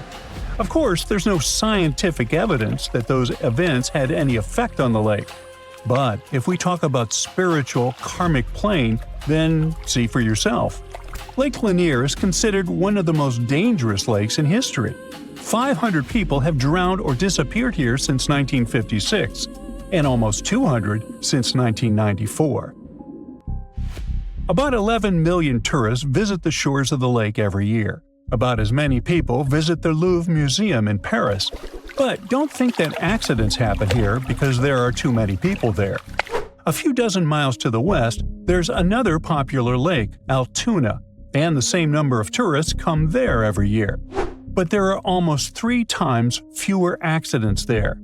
For some reason, people drown at Lake Lanier, and motorboats often collide.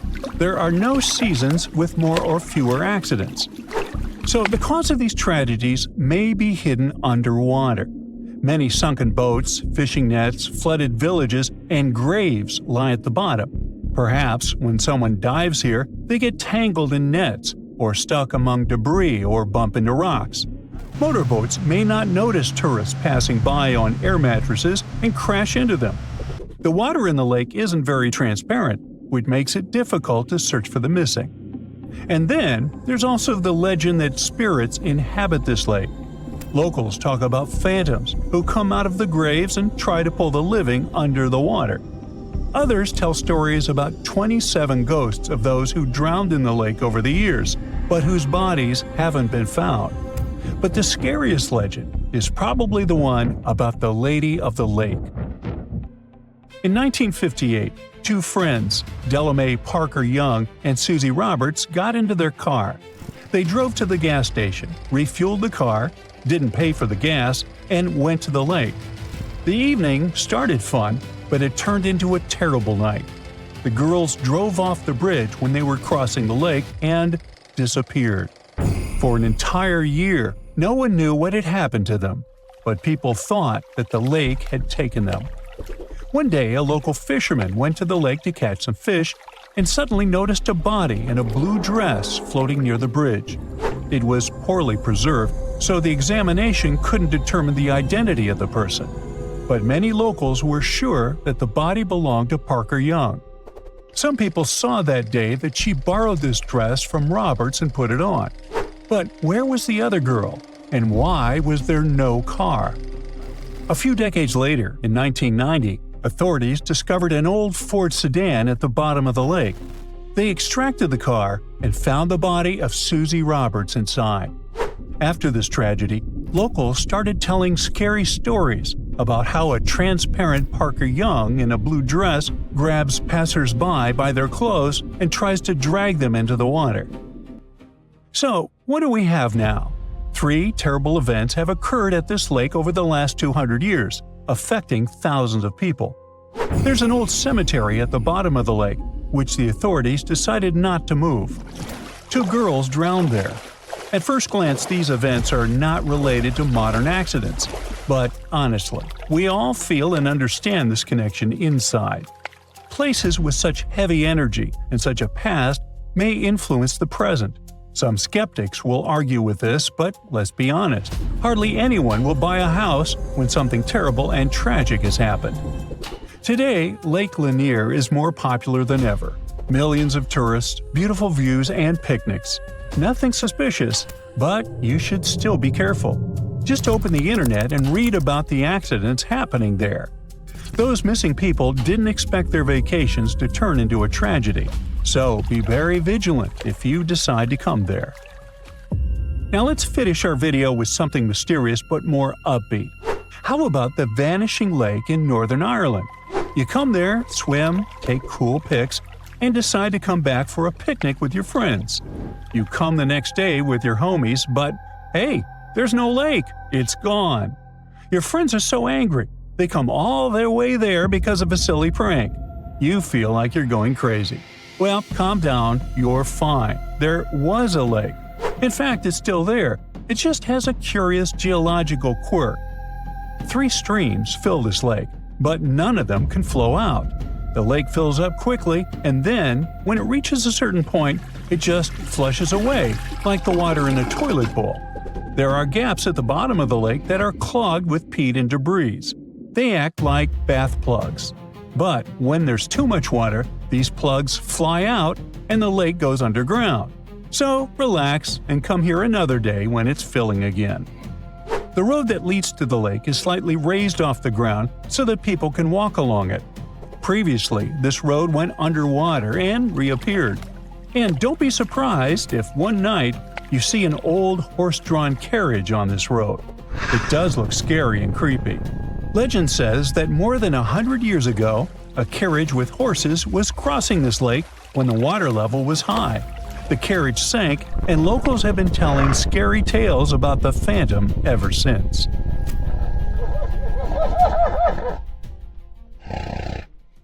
A magnitude 15 earthquake has the potential to completely destroy our planet and evaporate all the water in a matter of seconds, leaving Earth uninhabitable.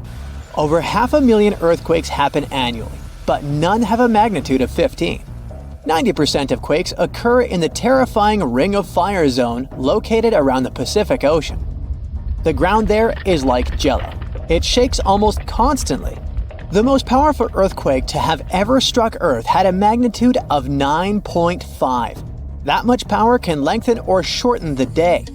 But there's probably an earthquake in the confines of your own home now caused by a speck of dust landing on a table. But it has a power of negative 15 magnitudes. Earthquakes happen when tectonic plates move. They're like Lego pieces that are not properly secured, and when they move up, down, or hit one another, the ground also moves, triggering earthquakes. This tectonic energy acts like a battery. It stores energy for a long time, up to 500 years. When this stored energy is released in a sudden burst, the consequences are horrifying. Even the strongest structures submit to this relentless force that leaves a trail of destruction in its path. In some instances, earthquakes can even trigger tsunamis, amplifying the chaos. Such a crazy amount of power can split the ground open and cause severe damage. The strength of an earthquake is measured by the Richter scale, but now it's being replaced by the moment magnitude scale. When there's an earthquake, we hear about how strong it is. It's usually from 1 to 10. Luckily, we haven't had a Richter scale earthquake yet. The most powerful earthquake to have ever happened in modern history occurred in Chile in the 60s. It was around 9.5 on the Richter scale, and it altered Earth's rotation and messed up the length of the day by around 2 milliseconds. It also triggered a massive tsunami and affected a vast area of 155,000 square miles. The Richter scale doesn't actually have a limit. Still, anything above 25 doesn't need measuring, because if that ever happened, we would simply turn into dust, and nobody would care to measure this disaster. As we said, the strongest earthquake had a magnitude of 9.5. If this magnitude had been just 0.5 stronger, it would have created a ruptured line 2,174 miles long. That is almost 7 times the size of Wyoming. A magnitude 11 earthquake would create a crack halfway around the world. Massive tsunamis would hit coastal areas, destroying everything, and Earth would get into a massive environmental crisis. If you love hiking, you would have new mountains to explore, created by the terrifying earthquake. Even the temperature would increase because of volcanic eruptions and the resulting greenhouse gases. It would turn our planet into a hot oven. The safest places would be far away from any buildings, seas, oceans, and mountains where there would be a low chance of a landslide. Countries unprepared for earthquakes would be totally destroyed, and cities would turn into piles of rubble and dust. Going up on the Richter scale would only make things worse. But don't worry, an earthquake of that power is impossible. Earth's crust doesn't have enough energy to produce such earthquakes. But there is something that has much more power and can produce mega earthquakes. Asteroids are powerful enough to destroy our planet, as we all know from the dinosaur era. That asteroid was around 6 miles long, and it caused massive damage to the planet. It triggered earthquakes that shook the ground constantly for months. These terrifying quakes were about 50,000 times stronger than the Chile earthquake.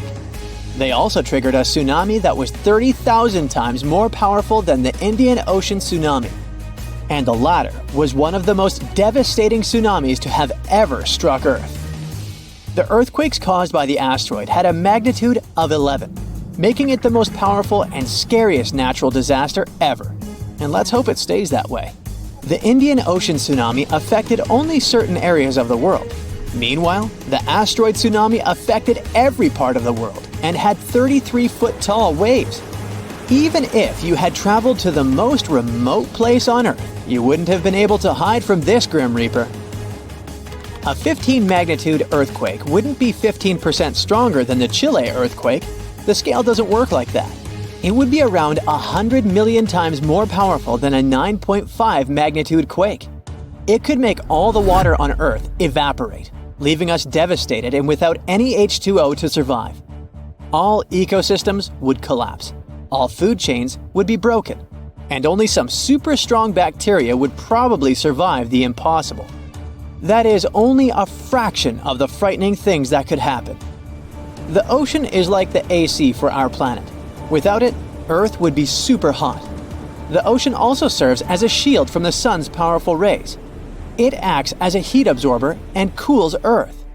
Scientists think that the most dangerous thing would be the inability of Earth's crust to survive the violent shakes of the 15 magnitude earthquake.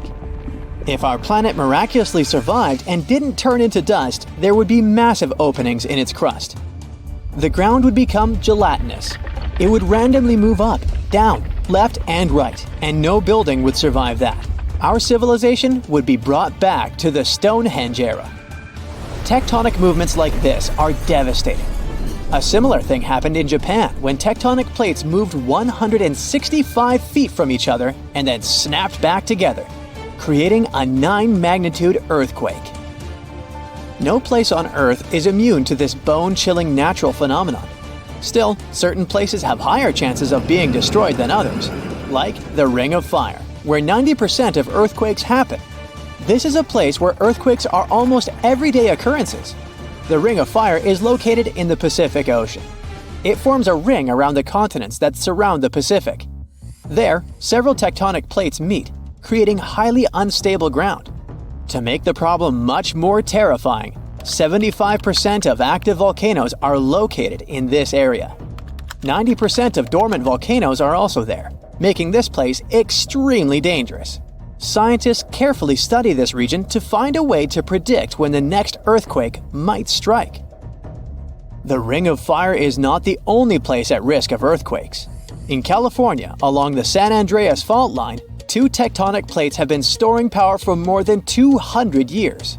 The San Andreas Fault is 715 miles long and has the potential for a massive earthquake. This region has its fear of violent earthquakes like the one that happened in San Francisco in 1906. It had a magnitude of 7.8 on the Richter scale. Scientists' predictions are terrifying. They say that the chance of a 6.7 magnitude earthquake is very high in the area. If all hell starts to break loose, you should know how to survive. Avoid anything that might fall on you, like windows, closets, or unstable ceilings.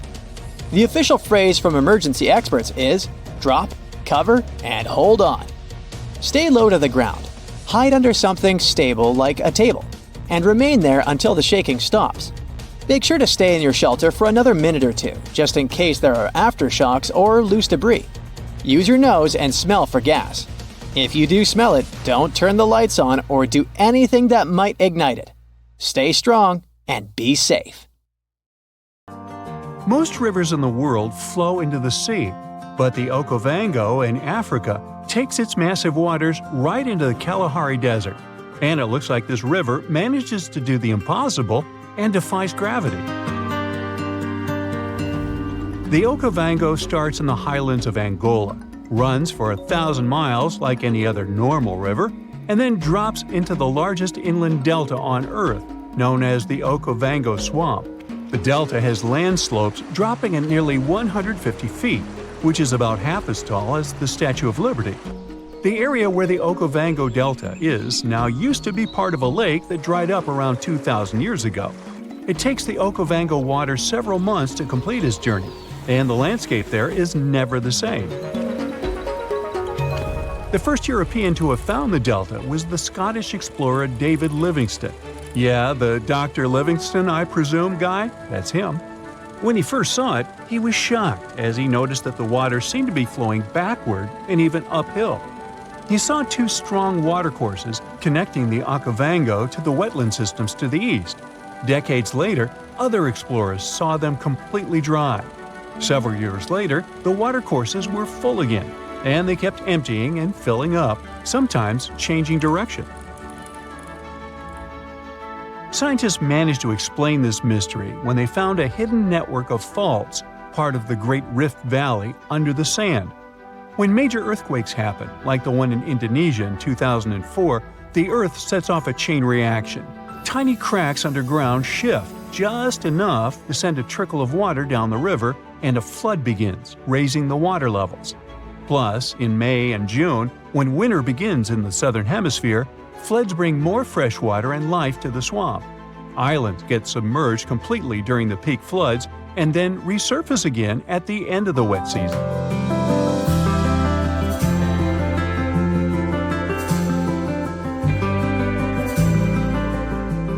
Wildlife just loves all the water in the delta, and you can often see migratory elephants bathing among pink lily pads and silverfish, bream, barbels, and other fish.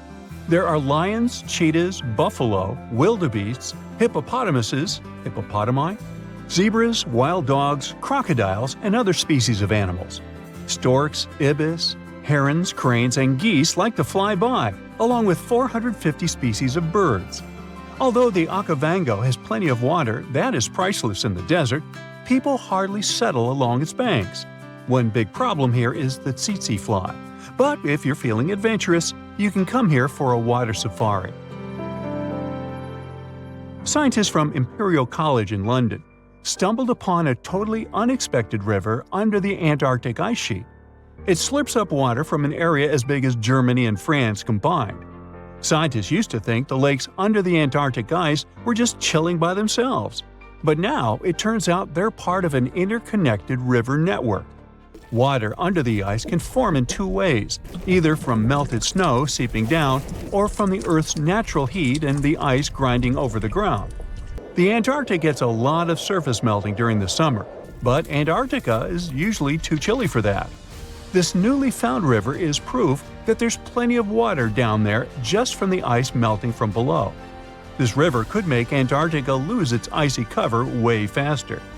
If things heat up enough to melt the surface, that water could rush down and mess with the base of the ice sheet, turning Antarctica into a melting mess like Greenland. If the ice starts moving faster than the water can handle, it's going to create more friction, making even more water and speeding up the melting process. The researchers are on a mission to dig deeper into how this river system works and see if it's causing trouble in other parts of the icy continent. Understanding what's going on down there could give us a heads up on how a changing Antarctica might shake up the whole planet. The Roe River in Montana flows for just a bit over 200 feet between Giant Springs and the Missouri River. It was mentioned in the Guinness Book of World Records as the shortest river in the world, but they had to remove this category altogether because there was some heated debate over this title. Residents of Oregon claim that their D River was the absolute champion, as it all depends on when you measure them. There could even be shorter rivers in Norway or Indonesia, depending on what you see as a river. The official definition says it's something that has constant flowing water in the form of a current and is fed by upland sources or another river, lake, or watershed. Creeks and brooks flow together to form streams. Streams become rivers, and rivers take the water from higher to lower lands, ending in the ocean. There are 12 stream orders, and the first two levels don't have other streams feeding them. So, Roe and its other short buddies technically deserve the title of rivers. I'm glad we cleared that up. Rio Negro in South America is the largest blackwater river in the world and the largest left tributary of the Amazon jungle. Its waters look more like strong tea and seem pitch black only from the distance. They get that dark color from humic acid. When plants containing phenol break down only halfway, they leave behind this tea-like hue. Some people believe that blackwater rivers can't be productive, but Rio Negro helps big fishing industries and has spots where turtles come to lay their eggs. Back in the 17th century, explorers didn't find tons of indigenous folks along the river. But it probably didn't have to do with its productivity, more with diseases and conflicts. There are around 700 different fish species documented in Rio Negro's basin, including at least 100 you won't find anywhere else. A bunch of those fish end up in aquariums, like the super popular cardinal tetra. There is a canal connecting Rio Negro and the Orinoco, which is another major river in South America. Many aquatic species try to move between the rivers, but only the toughest can handle the mix of blackwater and clearwater sections in that canal. There's a unique creek in Wyoming that drains both into the Pacific and the Atlantic Oceans. It begins high up in the Teton Range and later splits into two branches. The Pacific Creek joins the larger Snake River, which merges with the Columbia River and finally reaches the Pacific Ocean. The Atlantic Creek heads east and flows into the Yellowstone, Missouri, and Mississippi rivers and eventually empties into the Gulf of Mexico. If you connect the two creeks' watersheds on a map, you'll get a single blue line between Oregon and Louisiana. Explorers who were looking for the Northwest Passage between the two oceans never knew they could have used the creek. They would just need really tiny boats. Some scientists believe that cutthroat trout knew about this route long before people. They managed to migrate from the Snake River to the Yellowstone River, most likely using the two-ocean creek. Now, every summer, the Caño Cristales in Colombia turns into a liquid rainbow, or the River of Five Colors. At this time, and until the end of fall, the conditions are just perfect for the riverbed to turn bright red, yellow, green, blue, and black. You gotta thank certain aquatic plants growing in the river, a special type of seaweed for all this beauty. During the wet season, the river moves fast, and the sun cannot get to these plants. When the dry season hits, there isn't enough water to feed them. So, the time in between the seasons has the perfect conditions for this colorful show. No other place in the world has anything similar. So, at some point, the number of tourists who wanted to see it became so huge that scientists got concerned it could be bad for this hotspot of biodiversity. The area is home to rare species of animals, birds, and plants. Now, there are ecotourism trails and strict opening hours for visitors.